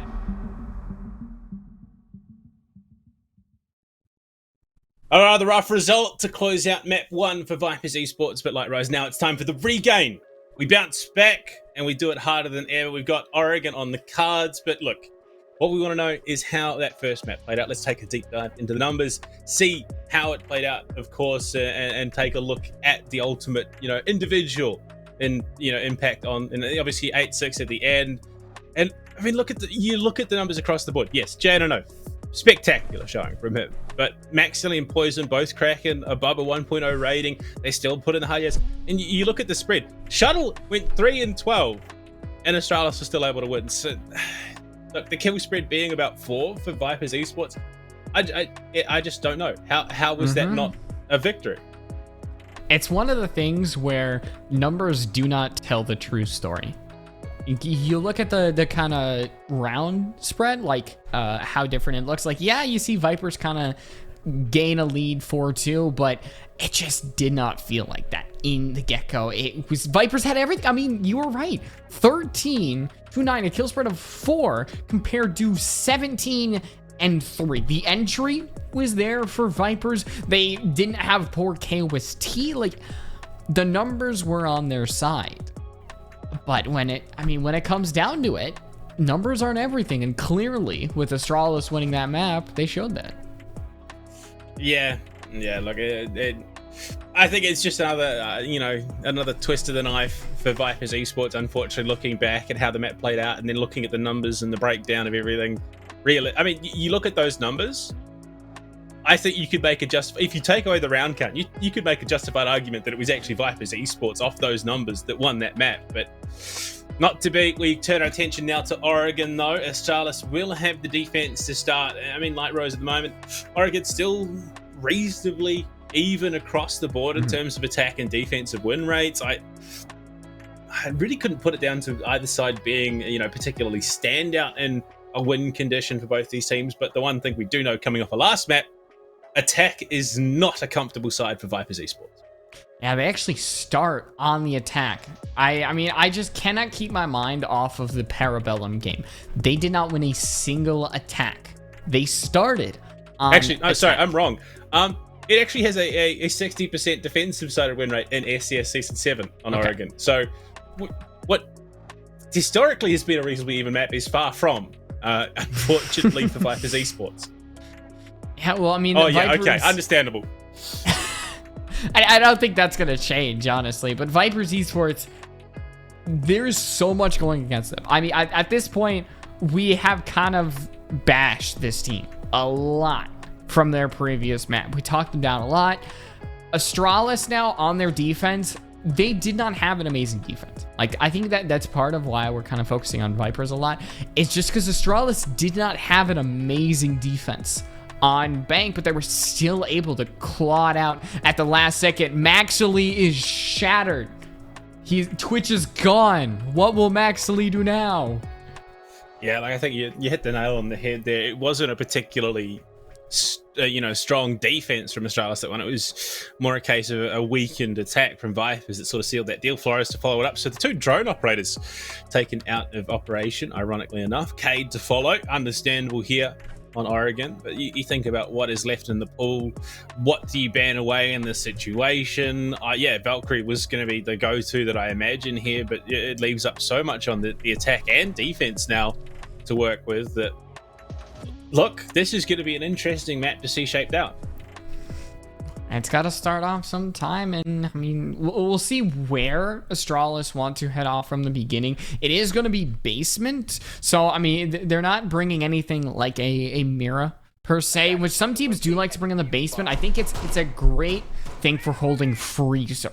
Like, you can put one inside of supply closet and then just kind of peer into freezer without having too much contested from the attack as well. But clearly Astralis have other plans. They're bringing the Legion as well from Spiff, which I want to see what that is for. I'm surprised that we would see something like a Legion compared to, you know, a Jaeger who is constantly picked on this side. What is Spiff cooking is my question. I mean, to be fair, I think there's enough utility on the side of Astralis that you're going to burn a lot of that, you know, explosive potential anyway. You look at the Keeper Barricades, the Malusi Banshees, the Saria Gates as well. You're still going to have to do a decent job of clearing that with the utility available. But Vipers seem to answer. And I'm really rating Maxili's pick here. We do see a lot of the Aruni out of Southeast Asia. They do like to get T3 control. You just send up the tower, you look down, get control of the stairs, deny any chance of a rotate. It allows you, the rest of your team to get in a little bit more comfortably. So I'm anticipating that is sort of the game plan from him right now.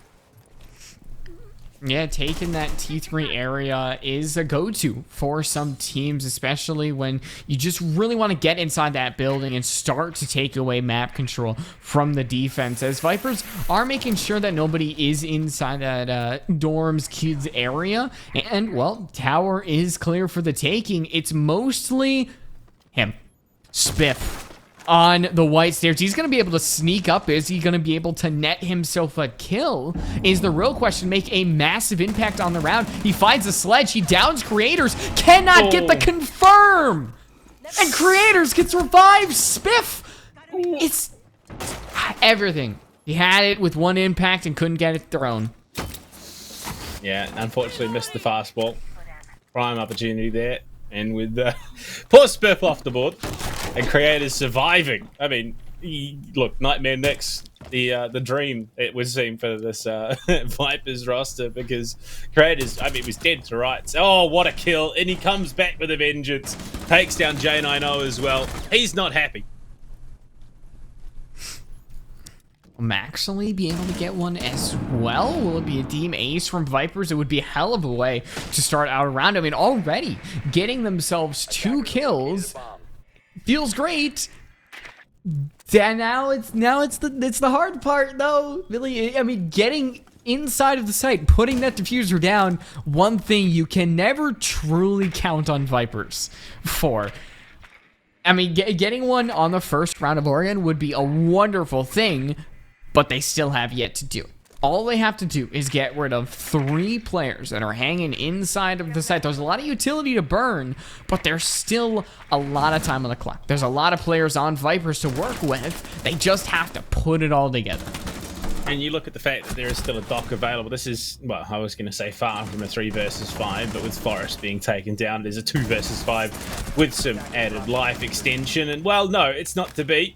It is, in fact, now down to Shuttle in the 1 versus 3. There's 1 player on the ground. He's going to overstim himself. He's got 2 more of those. Big swing for 1. Leaves Twist on the ground, and he might just be able to clutch this one back from the void. A 1 versus 4 for Shuttle. Would be a pretty spectacular way. Oh my God! Kick off Oregon Poison! Check your corners, mate! No shot. He's going to walk away with his Creators. Goes to pick up.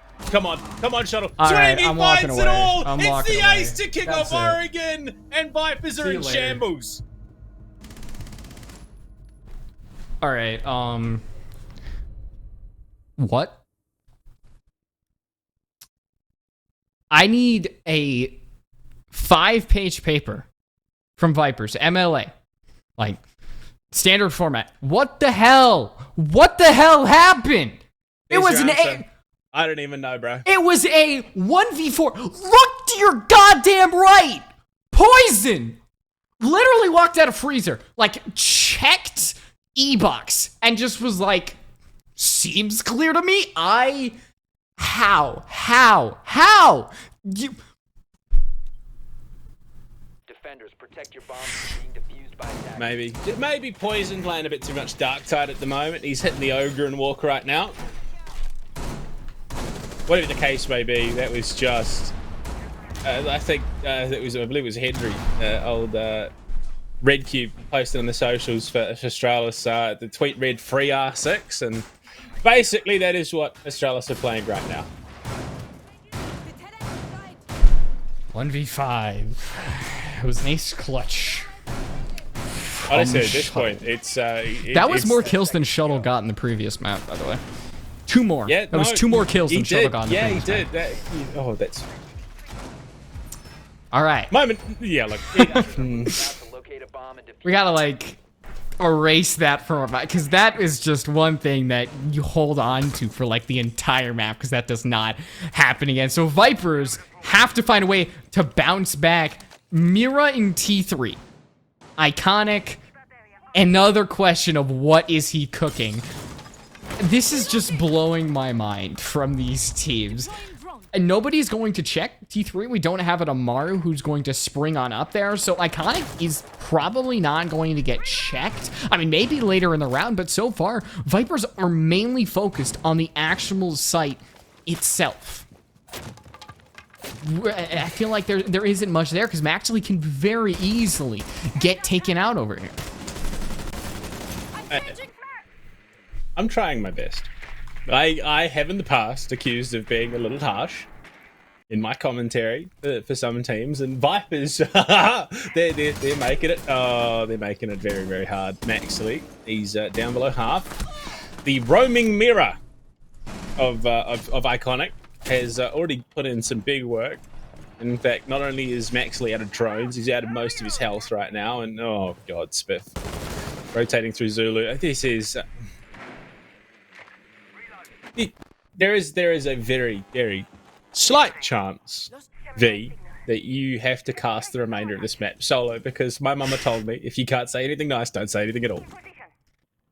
This was kind of happening for Vipers in Parabellum. And there was a reason why they were 6-0'd, and they had about 2-3 rounds that they could have very easily won, but they just let it go. Iconic doesn't get away. He just kind of stares at the frag grenade for a little bit. Twist is gone, and so far, Iconic isn't down, so there's really no kill for Vipers. Maxley can't even net one.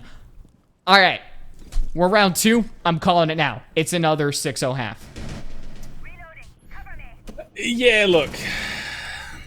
Oh god. Okay, of course. Iconic will find the kill, surviving on a single point of health. Creators goes down. Nightmare finds himself in the shuttle spot. He has to ace clutch with 38 seconds remaining, and not a single member of Astralis. They don't even know where Nyx is. He's got no nades. He's got 2 drones, and he's got what, 3 mags of ammo to work with here. Whereas you look at Astralis, not only have they got a couple of keeper barricades, they've got nitro cells. I would say go next, but unfortunately that would be the end of the series. And can't really do that. Honestly, don't even contest. Next, just go sit downstairs. Use the 8 seconds that you got left to talk with the team and figure out what the hell the game plan is. Saving Katie at this point doesn't even matter in the end, because Astralis very easily get round 2. It's not a flawless round. Nyx made sure of that, but it's technically a flawless. So Astralis, it's just 2 sides of the coin. 1v5, 5v1. Which one do you want? Either way, Vipers Esports still ends up in the ditch at the end. So this is their best chance. Meeting Hall Kitchen, Astralis, I mean, going here, you're not dead, but it is the least favorable site for the defenders. I mean, dining is probably worse, but Meeting Hall Kitchen still is not very preferred by a lot of the defense. But Vipers Esports, you still can't really feel a lot for them right now, considering what we have seen from this team. Oh dear. Like, I don't want to like constantly like just bash into this team, to like run them into the ground. It is just so hard to find positive light from what Vipers are showing, because I've seen so much of this team through like SFCL, through CS, through quals, and they just this is something that constantly happens with them. It's so frustrating to see this team who has everything they need. Poison, I mean, Nyx, for God's sakes. And even he can't solve the problem that is this team. I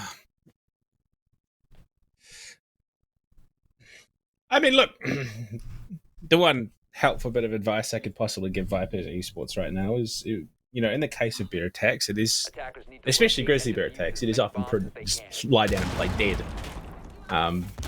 And maybe, just maybe, they'll leave you alone. because I don't even know. I don't. You're into your third round, which at the moment you're averaging 2 kills per round, one of which was an ace clutch from Shuttle, like you generously put. 2 more kills than he got in the entirety of last map in the first round of play. He's still also deathless here on Oregon. 10 seconds to And if I'm being perfectly honest, between us, there is every possibility that Shuttle just doesn't die here in Oregon. All right, I think that's taken to probably the extreme, but there's still a chance. But I mean, Vipers have to do something, unless that like first and second round was just so belittling that they can't put up a fight, which I don't think will happen. I think that they're still going to get something put together, a couple more rounds that maybe get close to a victory. But it's another thing where entries have to be on their side. They have to start off with a good couple of frags here, and starting with good map control. And Forrest just does not allow that to happen. He walks outside, leisurely walks back over to T1. I mean, as simple as. I'm gonna keep it simple. What is the big problem with how this round already looks, for Vipers Esports? I wonder what that could be. Could it be that they don't have any hard breach and they have to get through that meeting wall? That is the one saving grace for this round for the defense. A lot of times is that wall gets opened. A lot of times the attack is going to come through that wall. Or even with that kitchen side, that the kitchen side gets open, a lot of times you're going to have the attack funnel through there. It's even easier now. It's either going to be that split area, stage door, green door. Astralis really just have to keep their eyes focused on like a couple key areas. It's like Throne Room over on Theme Park. You don't get those walls open, you're not winning that round, buddy. It's not as like hard as that, but still, Forrest gets caught lacking. Nyx is right there, adds another kill to his dock. That he is really the only one on Vipers who's putting up numbers. Creators has one, Maxley has one, but they're kind of constellations. This is the only kill, I think, so far that really does potentially lead itself to a round victory, minus everything that happened in round 1. That is just stricken from the record at this point. I mean, honestly, Nyx needs to live up to the name. He needs to become Nightmare Nyx. He needs to be finding the frags. He needs to be the one punching onto the site and setting the team up for this victory. Because if he can't do that, yeah, look, this is going to be a nice 2-0 series for Astralis as they win that tiebreaker match. But they've pulled back for the moment, heading to the final 40. Viper's going to send the Gemini in deep. Nitro does chip away at Poison's dwindling health, but Maxley in a great position here. If he could potentially even just punch through that kitchen door, get themselves some ground to work with here, allow them to potentially make a cut through and get the plant down in kitchen, that could be it. But no, missed opportunity there. J90 still alive. The nade's not going to connect, and it's just falling apart. Big kills Astralis' way. Creator's going to do what he can. Will get himself out of the sight. Spots the player behind the fridge, and it's well, okay. It's Spiff to just swing and find it. The secondary. No way. Why? Stop. Shuttle is just mercilessly mowing down these poor kids. Why? Come on. Like, at this point, we have just thrown seriousness out the window. Like, Astralis, he's peaking with the ITAS. He wins those every day of the week with the Vector. So there's only one reason why he's running the secondary shotgun. He just does not give a. Astralis clearly know that they walk away with this. Even though they could throw 2 bodies at Vipers, they could run pistols, secondary shotguns, it doesn't matter. They will win this map at the end of the day. And a lot of that comes down to the fact that Vipers chose Oregon. I don't know why. I have a lot of questions for certain people, but at the end of the day, this is what happened.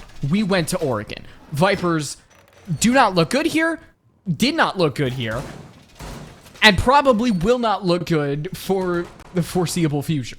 I don't even know if it's possible to come back and even be classified as looking good on the map right now. On top of that, Shuttle has now tripled his kill score for the series. Still deathless. 7 kills under the belt. 10 seconds to insertion. In fact, he has the same number of kills on his own 5 seconds left. as not only the rest of his team, but the entirety of Vipers as well. Moving out to locate a bomb and defuse So he's got 50% of his own team's kills and 100% of Vipers esports kills. After going 3 and 9 on bank. It wasn't 3-9. It was 3-12. Like it was. I was being nice. And the blitz is in play. Okay, look. Well, good luck. Maybe just throw caution to the wind. And look, he's gonna take down Shuttle. He's hit by the T. Actually, no. Shuttle takes himself that. He says, if I'm gonna die, it's gonna be in my own hand.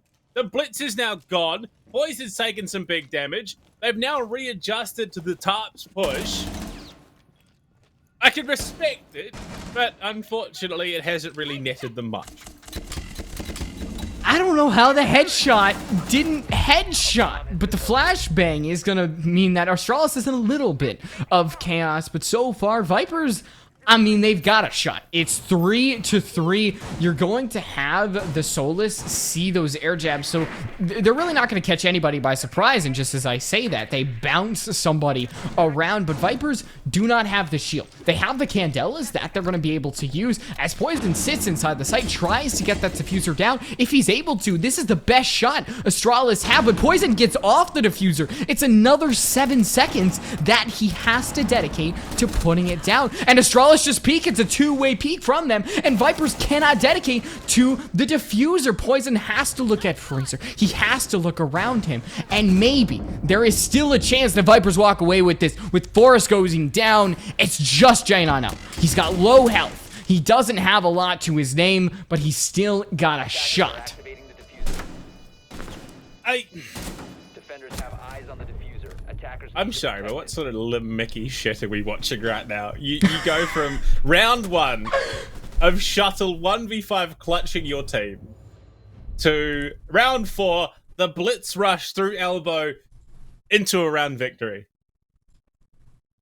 Look, it worked. Vipers have denied, the flawless half, at least. If they could just generate some momentum, let's get it. Let's go, Vipers. I'm here for it, whatever crazy train ride we're on. Oh my goodness. Astralis going back to the basement. I think maybe they've kept their, silliness in check for now. Maybe we're going to see an actual hold. I think that was an actual hold. Probably not to the best of their ability, because I think after what we saw in the previous rounds, they definitely didn't do probably as best as they could. But then again, I mean, Vipers Esports probably should have had that. I think Max Elite should have had the headshot onto Shuttle. Like, I know that's, saying just hit your shots, kid, just like Klimps did earlier, but like there were so many bullets being sprayed at this mirror, and she was still able to detonate a C4. And that put a fully flashed mirror as well, mind you.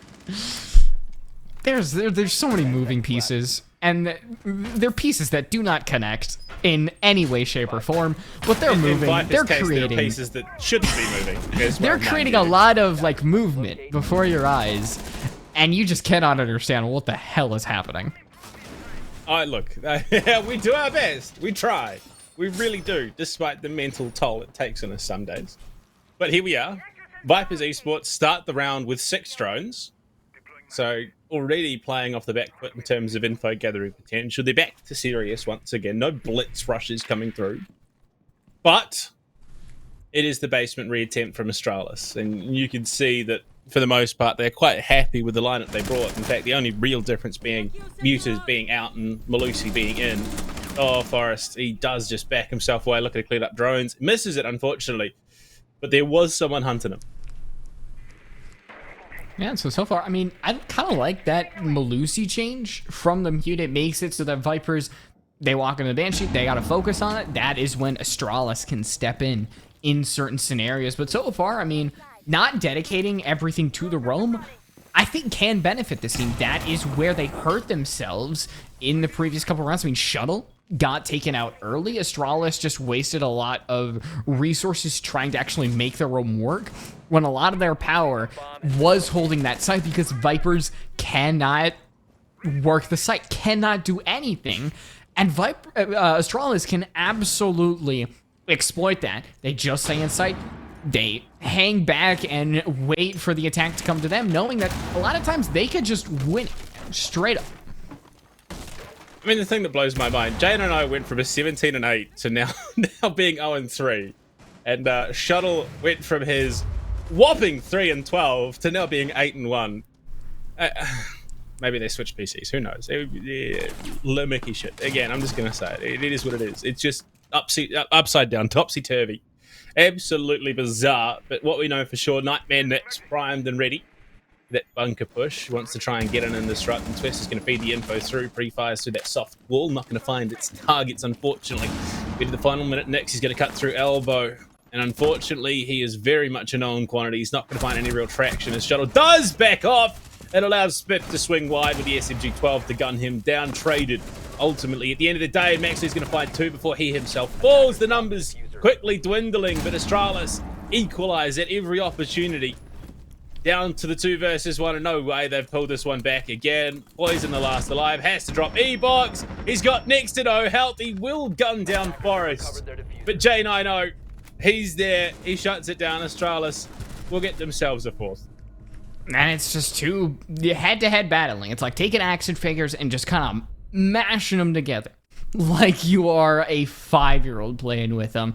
And Astralis, like I said, you win those 95% of the time, and that's exactly what happened. Could have been a lot cleaner. A lot of this match could have been a lot cleaner, but Astralis still, at the end of the day, are so much better in that final third, and they're going to go up to kids' dorms, a site that they so easily won, I think, and Vipers, they're going to have to do something. I mean, Amaru, I think you kind of take that a little bit to heart. Take T3 control. I know that Iconic played there up last time, and immediately zipping up there would be a little bit of a risk, but you can't just let Tower be, because Astralis, that's a big map control area that Astralis can take and hold and use it against the attack. You have to hope. Vipers hunting now for the 2-4 half at the minimum. I mean, 5-1. I think the odds of that closed out successfully for the Vipers is, I mean, infinitesimal at this point. Astralis just, I mean, you could tell they are actually just having a bit of fun with it at the end of the day. You saw the ITAS coming out, the way that they're playing some of these angles, they are just enjoying themselves for the most part. And I think that speaks to how comfortable they feel in this matchup. Yeah.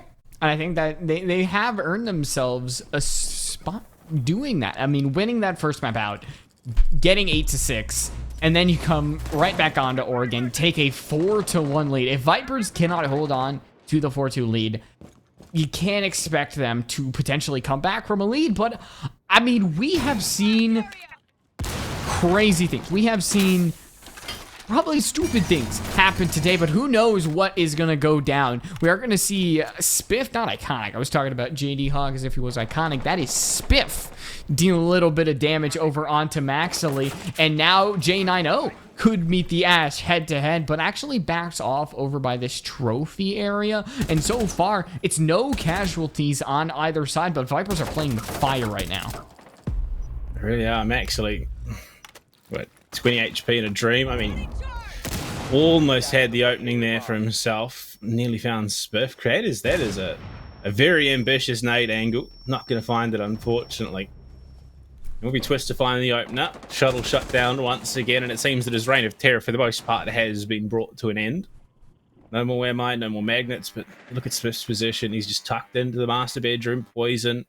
Not going to be able to... Oh, he did just jump past the mute jammer. He spotted the leg, so that should be a free kill. Kratos needs to swing aggressively. Does almost whiff it, though. That could have been disastrous. Yeah, but it wasn't. At the end of the day, you trade a lot of health, but then again, it is a kill on the board. And now, Vipers, they do start to lose numbers, but Force actually gets caught on the run out. He tries to go up the stairs, but I think Poison will actually be able to, officially confirm that kill. So now it is on the back of Iconic and J9O.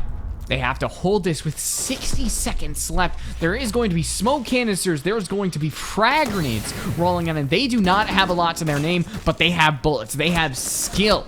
And that skill is worth a lot, as now it just has to be Iconic in this 1v3. He spots the sledge, can't even deal a little bit of damage. So Vipers Esports, they get 2 attacks so far. Is there something here, Billy?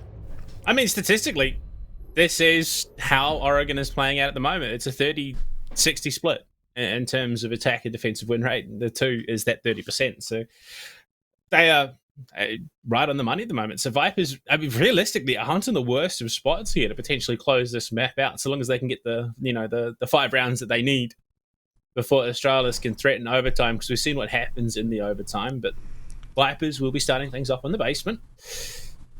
No shenanigans just yet. No Limiki, no blitzes to come out for Astralis' first attack. So they are still taking this one as seriously as they should be. I mean, I think that is important. Finish it on out. Don't really take things a lot farther than they need to at this point. I think 4-2 after what we've seen so far, even that's kind of playing with fire. It's a little dangerous, as Astralis can kind of seal this out with their attack, but their attack also wasn't the strongest. I mean, they only got 2 rounds on bank. That was where Vipers got a lot of their lead, was on the defense. So this map is not over, despite what we have been heralding all across the last like 20 minutes. 5 seconds left. This map isn't over. We could see some things happen that blow our minds. Attackers are moving out to locate a bomb. Possibilities are endless at the end of the day. I mean, the reality is, this is your go-to statistically average scoreline in SCS7 at the moment on Oregon. The 7 maps played, now the 8th here. So, I mean, there is a possibility that we are not done just yet. I think we are going to need to see a couple of different members of Vipers Esports stand up in a big way in this defensive half if they want to bring this one back, especially given that Astralis have not just the momentum here on Oregon, but the extra map to play with as well. I don't know, honestly, Vipers' chances going into Villa, but from what we've seen, Astralis, once they hit that defense on Villa, it's going to be a pretty brutal battle that Vipers will be engaging in. Getting dangerously close to just trying his luck with the run out. Twist actually heads back to T1 and might get droned out, does get droned out, and cannot find a drone. So he's got 2 decisions. Twist either stays on the stairs or heads back over to the basement. He actually chooses the former and could be iconic. But so far, I think Twist, he's kind of leaning towards heading to the basement, being a little wishy-washy about his decisions, but will eventually, if, you know, my words mean something, will head down to the basement. Realistically, 90 seconds burnt, and Astralis have made some good ground on approaching this basement site, and they will start to get those hatches as well. They've got some decent information. They've got 6 drones up as well, not to mention that Gemini replicator and the logic bomb. So there is, I mean, just a plethora of tools in the tool belt for Astralis to make that final approach to the site. The fact that there are 10 players still alive in the server hitting that final minute mark is going to mean that this is going to be pretty chaotic, to say the least. Yeah, chaotic. That is where Vipers shine, though, Billy. So maybe they get something off the bat. The shield is going to be a big thing that Astralis have to focus their efforts on getting rid of, with honestly not a lot of time left. A Candela goes through, and the frag grenade bounces off the shield. Will be able to get rid of it. And Warden actually peeks again. You're not going to see J90 peek it. You're not going to see Spiff peek it with ease. And now Astralis, even though they have even numbers, they have dead even numbers, 2-2. There is no way Shuttle gets revived. It is just poison in the 1v2, and Iconic ends it. 2 headshots just like that. So Astralis take it 5-2, get ever closer to map and match point. Yeah. Say his name. The Slaw. Iconic indeed. And we'll push Astralis that much closer to closing out Oregon. I mean, that was a pretty one-sided attack for the most part. Astralis, I mean, the fact that Iconic found, what, 3, if not 4, in the approach towards the basement, it looked like it was going to be even. It was 10 players alive heading to the final minute. Look, Astralis just, the experience shines through. They've been in that situation how many, countless times now, having played Tier 1 Siege for the longest of whiles. They make it work. I mean, well, backs to the wall. Vipers need to win about 3-4 rounds here. Otherwise, they are done from SCS, losing the tiebreakers and giving Astralis the playoff berth. And I mean, at this point, it does feel like Astralis have kind of earned their spot, taking that first map and grinding it all the way to not max overtime, but just one round away. And then you get here, and Astralis just immediately leaps out with a commanding victory. Vipers Esports are the underdogs, and that is a statement that needs to be said with the utmost truth, because there is just no other reality right now in which they feel like they are in command. Yeah. I mean, look, I think this is always going to be the ultimate outcome. Astralis have just tipped the scales here. I think we are starting to see what they are really capable of. I would imagine there probably wasn't 100% effort coming out of that first map. Now we are starting to see them sort of hit the afterburners. They want to close the map out. They've got plans. I would imagine something to do with a Caniac combo later on tonight. But I say tonight. I can't quite remember for the life of me what time it is over there at the moment. It is 11 p.m. Eastern Standard Time. Oh, yeah, so definitely time for some late night snacks. Honestly, it's about 5 o'clock in the afternoon here in good old New Zealand. So it's, yeah, look, basically the same, right? And Creators, he's going to find the opener, and that's a big kill. 22 hard breaches off the board. If they could find Forest here as well, but no, it's in fact going to be Iconic off the board. A bit of vengeance after that last round. Vipers hitting afterburners of their own. Now without another attacking member, I mean, losing Jin, I know. Losing Iconic, especially with the roles that they are on, does hurt you on the attack. Twist goes down, though, and, I mean, the health on Vipers is something to consider, as well. Both Nyx and Creators are hurt a little bit. Maxily now gives up Trophy, and, I mean, Attic is going to be held. He's actually going to be shot through the window by Creators, as Vipers seems they aim to hold on to this site, maybe with not a lot of success. Now down goes Nyx. Poison sure to follow. Astralis, they just snowball onto the point, immediately put themselves onto map and match point, and it feels like an inevitability at this point. Yeah, look, very much the case. Seems that Astralis have taken the reins in this series. Look, you know, it was great and all. Let the kid drive, get a bit of experience, but you know, ultimately there is some seniority in the car, and then Dad's taken the wheel back and said, "You've had your fun. Get in the car seat. We're going back to, you're not getting your McDonald's anymore, unfortunately. No nuggies for you, mate." And 6-2 scoreline. I think this is more what we kind of expected coming into the series. This should have been the result. But look, honestly, I think this was probably closer to the result that I would have expected in map 1. Now we're getting it in map 2. In fact, there is every possibility that we've only got one more round remaining in this series.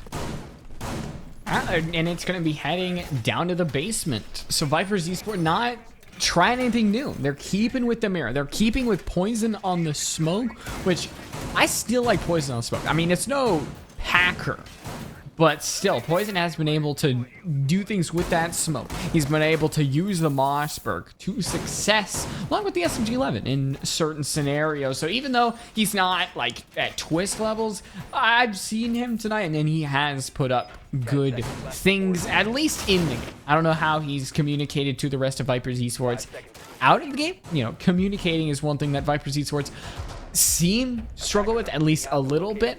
We'll have to see if they can, like, remedy things up, bring about the biggest band-aid you've ever seen in your life, and somehow not lose a single round for 4 rounds. And Nyx is going to try to start off this round with a huge exclamation point. Okay, Iconic, why don't even need a frag grenade? Like, all you need is one at this point. Look, drones, frag grenades, interchangeable, ultimately, at the end of the day. We know that for sure. And, well, look, final nail in the coffin, poised and ready to be slammed home. Astralis just need to raise the hammer and bring it down hard. Vipers fighting for their lives right now. I mean, 4 rounds needed just for overtime. They've then got to win overtime. Then they've got to win Villa as well to take away the series. Just saying it, they feel exhausted, honestly. Nyx, though, actually not truly. testing his luck. I mean, he heads back to the site. I think on the other side of the map, Twist is still on the first floor. He's over by T1, hanging out by the stairs. Might walk into a line of sight of death as the drone definitely spots him. Now Twist just has to fight for his life. And he will not fight pretty hard, as now Iconic just puts one little bullet straight in him. And now that's Viper's Esports struggling with one less player to their name. Maxley might be added to that armory as well. He stays alive for now, and I'm emphasizing for now. I mean, 4 versus 5 is not impossible. I think the fact that, well, Iconic has just punched onto the site and found his second of the round makes it a little bit less than likely. You've still got the smoke, you've still got a nitro cell, you still got the mirror windows. I'm trying to remain positive here as much as I possibly can. You've only got 5 players to kill, and then 3 more rounds on top of that to win. So it's not impossible. Right now, though, Astralis are gearing themselves up for that punch onto the site to close out the series. They are looking for the final. They don't want this to go to a villa. They don't want this one to go any further even. And unfortunately, they do lose 2. So we bring it back to a 3 versus 3. Competitive, nice and close. But Smith has something to say about that. Forest as well. Going to be walking down with Shuttle, but Nightmare Nix might just be bringing it back for the team. Playing his angles. He's got Poison there to support him. Toxic canisters onto that E-box door. Don't want to enable that cheeky little plant attempt. Long-range angles being set up as well, but the bulletproof camera will be feeding that info through. We get to the final 20 here. Light Rose, this is do or die. We've seen Astralis clutch up with less. Forrest pushed out. He cuts deep through the site. Goes to pre-fire towards Elbow. He's going to reload and not shoot out the camera. He finally shoots out the camera. There's 5 seconds left, guys. Come on, what are you doing? They're going for the kills. It's on the Shuttle on the 1 versus 1. And Poison's just going to hide. Viper's Esports will hold on for 1 more. Well, 1 more. It's got to be 3 more. 4 more, 5 more. I mean, they just have to win so many rounds. And even that one was about 3 seconds away from losing. There was nowhere for Poison to go. And if Sledge had the angle, he was dead to rights. So, still map and match point. Heading over to kids' dorms. I don't think Viper's Esports are going to be able to hold this. I mean, they were here previously. They decided to head down to the basement, which was like 5% more successful, and were able to claw out a victory. I like Astralis. Everything is in their hands. They can really decide when this match ends. Are we going to go for 2 more rounds? Are we going to go to overtime? Astralis, are you really going to make us wait that long? We all know where this match is headed. It's really up for you to decide when you want to end it. I mean, look, Forest could have gone for the plant. That's the thing. They opted into the gunfight to close out the series rather than playing the objective, knowing full well that they had 4 rounds to work with. They are not in an uncomfortable position. It's not like they were staring down the barrel of overtime. So, you could justify it. I don't know if it's the right play, but you could justify it. Yeah, there's a lot of things that could have been done, but I think Astralis were just trying to end it with a flashy finish. As I think they still could want to do that, but I think for like their sake, for the audience's sake, for our sake, hey Astralis, we know you can win this. Can you just win this, please? Well, they might choose to say no. That is the unfortunate reality. They still might have plans for this series, yet undiscovered. But we see right now Vipers gearing themselves up for the hold. The Solus and the Mozzie coming in, looking for that extra bit of info, bit of denial, not to mention the alibi and the smoke as well. It's a little bit of preemptive placement in that utility. But oh my god, Astralis, they've just taken tower freely. They're gearing themselves for the push in from below. And it definitely feels like there is a lot of hesitation coming out of the Vipers Esports roster. I mean, holding decently close as well. One in kitchen, one looking by green hallway. There's one in small tower as well. Vipers are really spreading themselves out throughout the entire map, and that could get some rewards, but it also comes with, I think, immense risk. And high risk, high reward is honestly the only way that Vipers can play right now, considering the situation that we are all in. Forest is right beside an enemy of Viper's Esports, but nobody really knows that. Twist is heading towards Green Hall. A drone actually might signal that a player from Vipers is nearby, but so far, it's just bullets aren't firing.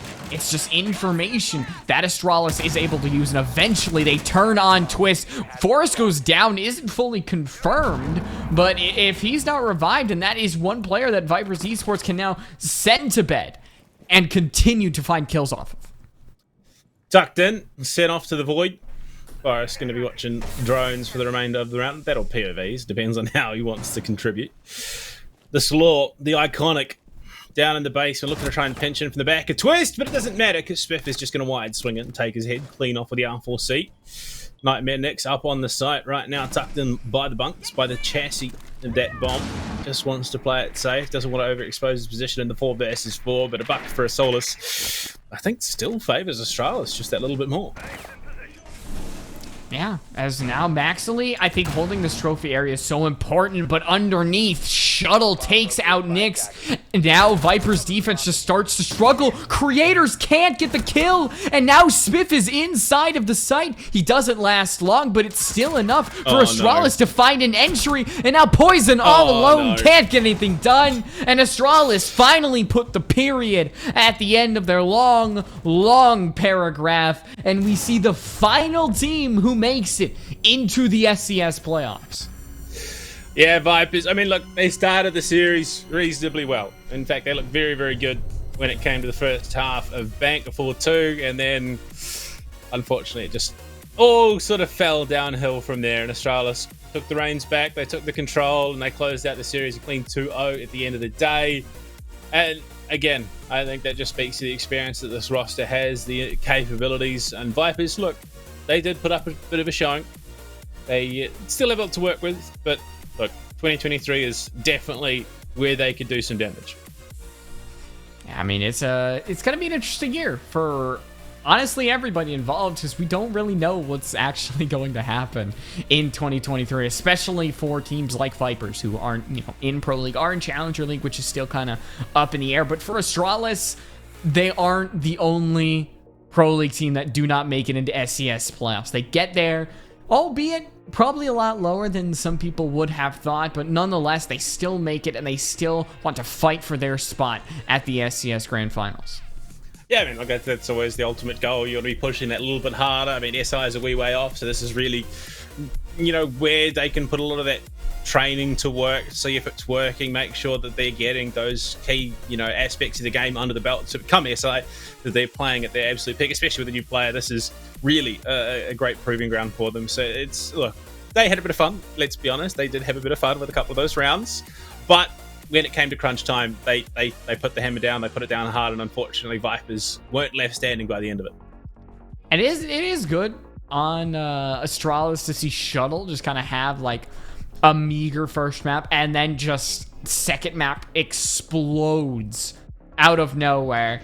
That first round, one for the history books. We talked about it so much, but definitely one that Shuttle can look back and say, yeah, I'm still got it. I'm still ready to be on this team and ready to fight at SI. But going up against Vipers, they win, and now they're going to have to go into playoffs with a little bit of spirit in their hearts as we can officially look at the map stats. My favorite part about all of this is the dynamic shift between Shuttle and J90. You look at the last map, J90 was 17-8, Shuttle was 3-12. Now Shuttle's 13-3, a +10, and J90 is sitting down there at a 4-7. So I don't know what happened between the maps, but they definitely switched positions on the leaderboard. Unfortunately, yeah, this stats page a little bit more telling of the ultimate result. Last one definitely was a bit more out of Vipers. Unfortunately, this one, yeah, look, it was very much a case of Astralis were in the driver's seat for the majority of it. I mean, even though like things were so one-sided, it is good to see Twist go at least 3-3 on entry. He puts up 3, but he also does die 3 times, and that is because a lot of times on the defense he would play very aggressive on, whether it was with the Warden, whether it was with the Solus. Twist needed to do something. And even though a lot of times it did end up in an opening death, there really wasn't any other path. Because like I said, it needed to be high risk, high reward for Vipers. There was no other path. Well, from the sounds of it, we do have our interview ready, of course. We're going to be chatting from the one man who identifies as himself. Forrest, congratulations. You guys closed it out. But sort of talk me through how the whole series went. You know, Bank a little bit closer, Oregon less so. Well, what was going on in comms throughout the run of the series? It was just shutting down Nasty Nicks, you know. Big Nightmare was coming here with the chip on his shoulder. Had to swipe it away.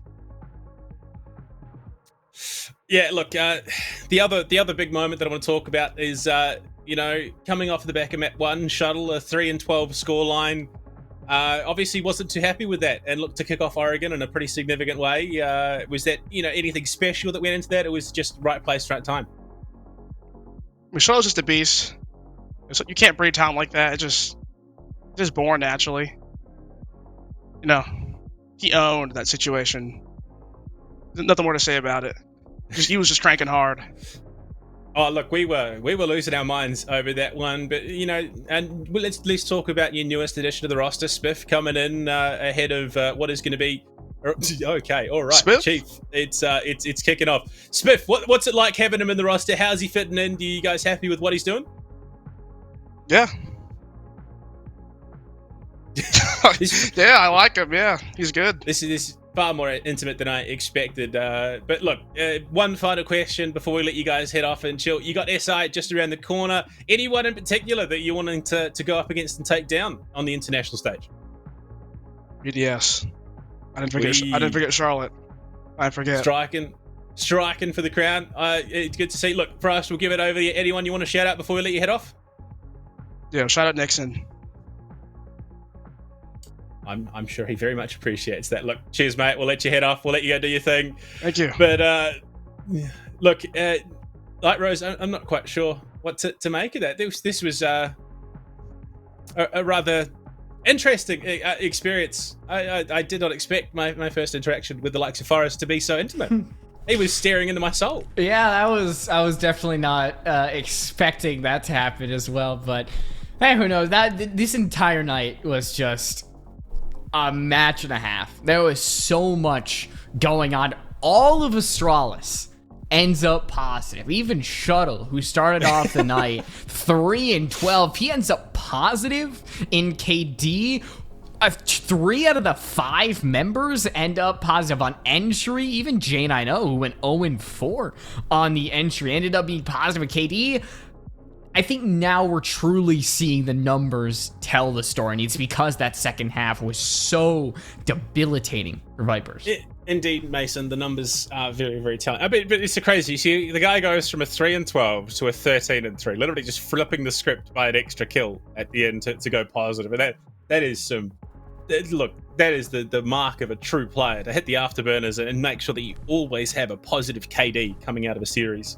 I mean, look, that's what you're looking for in an international roster. We heard from Forrest, they're keen to take down BDS and SI. They've got their sights set on the most recent major winners, of course. So, look, I definitely think that there will be at least a gag order on Caliber Jacob. They're going to be trying to make sure that he can't, influence that result. We know how he can be when it comes to BDS and their international appearances. But, I mean, look, a 2-0, pretty simple stuff at the end of the day. Astralis, they kick into, overdrive, to close out things. Let's have a look at the bracket and see how things are going, of course. And to close things out, you look at it, we have our 7 promoted teams. Oxygen, S2, Parabellum, Reality TV, Luminosity, Astralis, and Wichita Wolves. Actually, we've got one team still remaining, of course. That will be Investigation File and Aerial Rise Academy. And it really is interesting looking back at how the season started. And I definitely would have put 6 Karma as one of the teams to go through. I mean, I had 6 Karma as my team to go through, and I had S2 not up there as well. I think a lot of people really thought S2 might have been one of the teams that wouldn't have gotten burned, but maybe 1-3, 2-3. But they are really that big surprise of the playoffs. But there is still one more match before it is truly decided. We find seeding, we find scheduling, and we know how it all is going to go down. I mean, Investigation File, Aerial Rise Academy. AAA has had iffy time going into this, an investigation file. Definitely surprised a couple of people with their new roster, but I mean, that's all for tomorrow, isn't it, Billy? Yeah, look, that's someone else's problem. We've made sure that, you know, after we have to take time after casting Astralis with the name shenanigans to decompress and make sure that we can get ourselves, because we know that that's not who they are. It can be a bit confusing. Casters do suffer. It's the trauma of the name game that we do have to battle through. But look, Light Rose, give us your final thoughts on that series and how things go between these two. What could have been a little bit closer, you think? Yeah, Vipers Esports, I mean, it's just the potential that they had in the first map, and then we all saw kind of the inevitable result after round 1 of map 2 that Astralis took control. They ironed some kinks out, and eventually they just worked toward that inevitable victory that we all kind of saw from the beginning. So predictions were all right. I mean, Twitter poll was all right, so no surprises here at the end of the day. And underdogs, it's not going to be underdogs throughout the entire tiebreaker round, but there is still one more match. So that is my thoughts. I mean, Billy, you want to hit us out for the night? Look, it is what it is. Astralis prove why they are one of the best coming out of North America. Vipers have got more to work on, but for now we are going to close it out. Next time you see us, investigation file, Aerial Rise Academy, to see who takes that last spot going to playoffs. We'll see you then. Call outs on a double, though, and he finds the third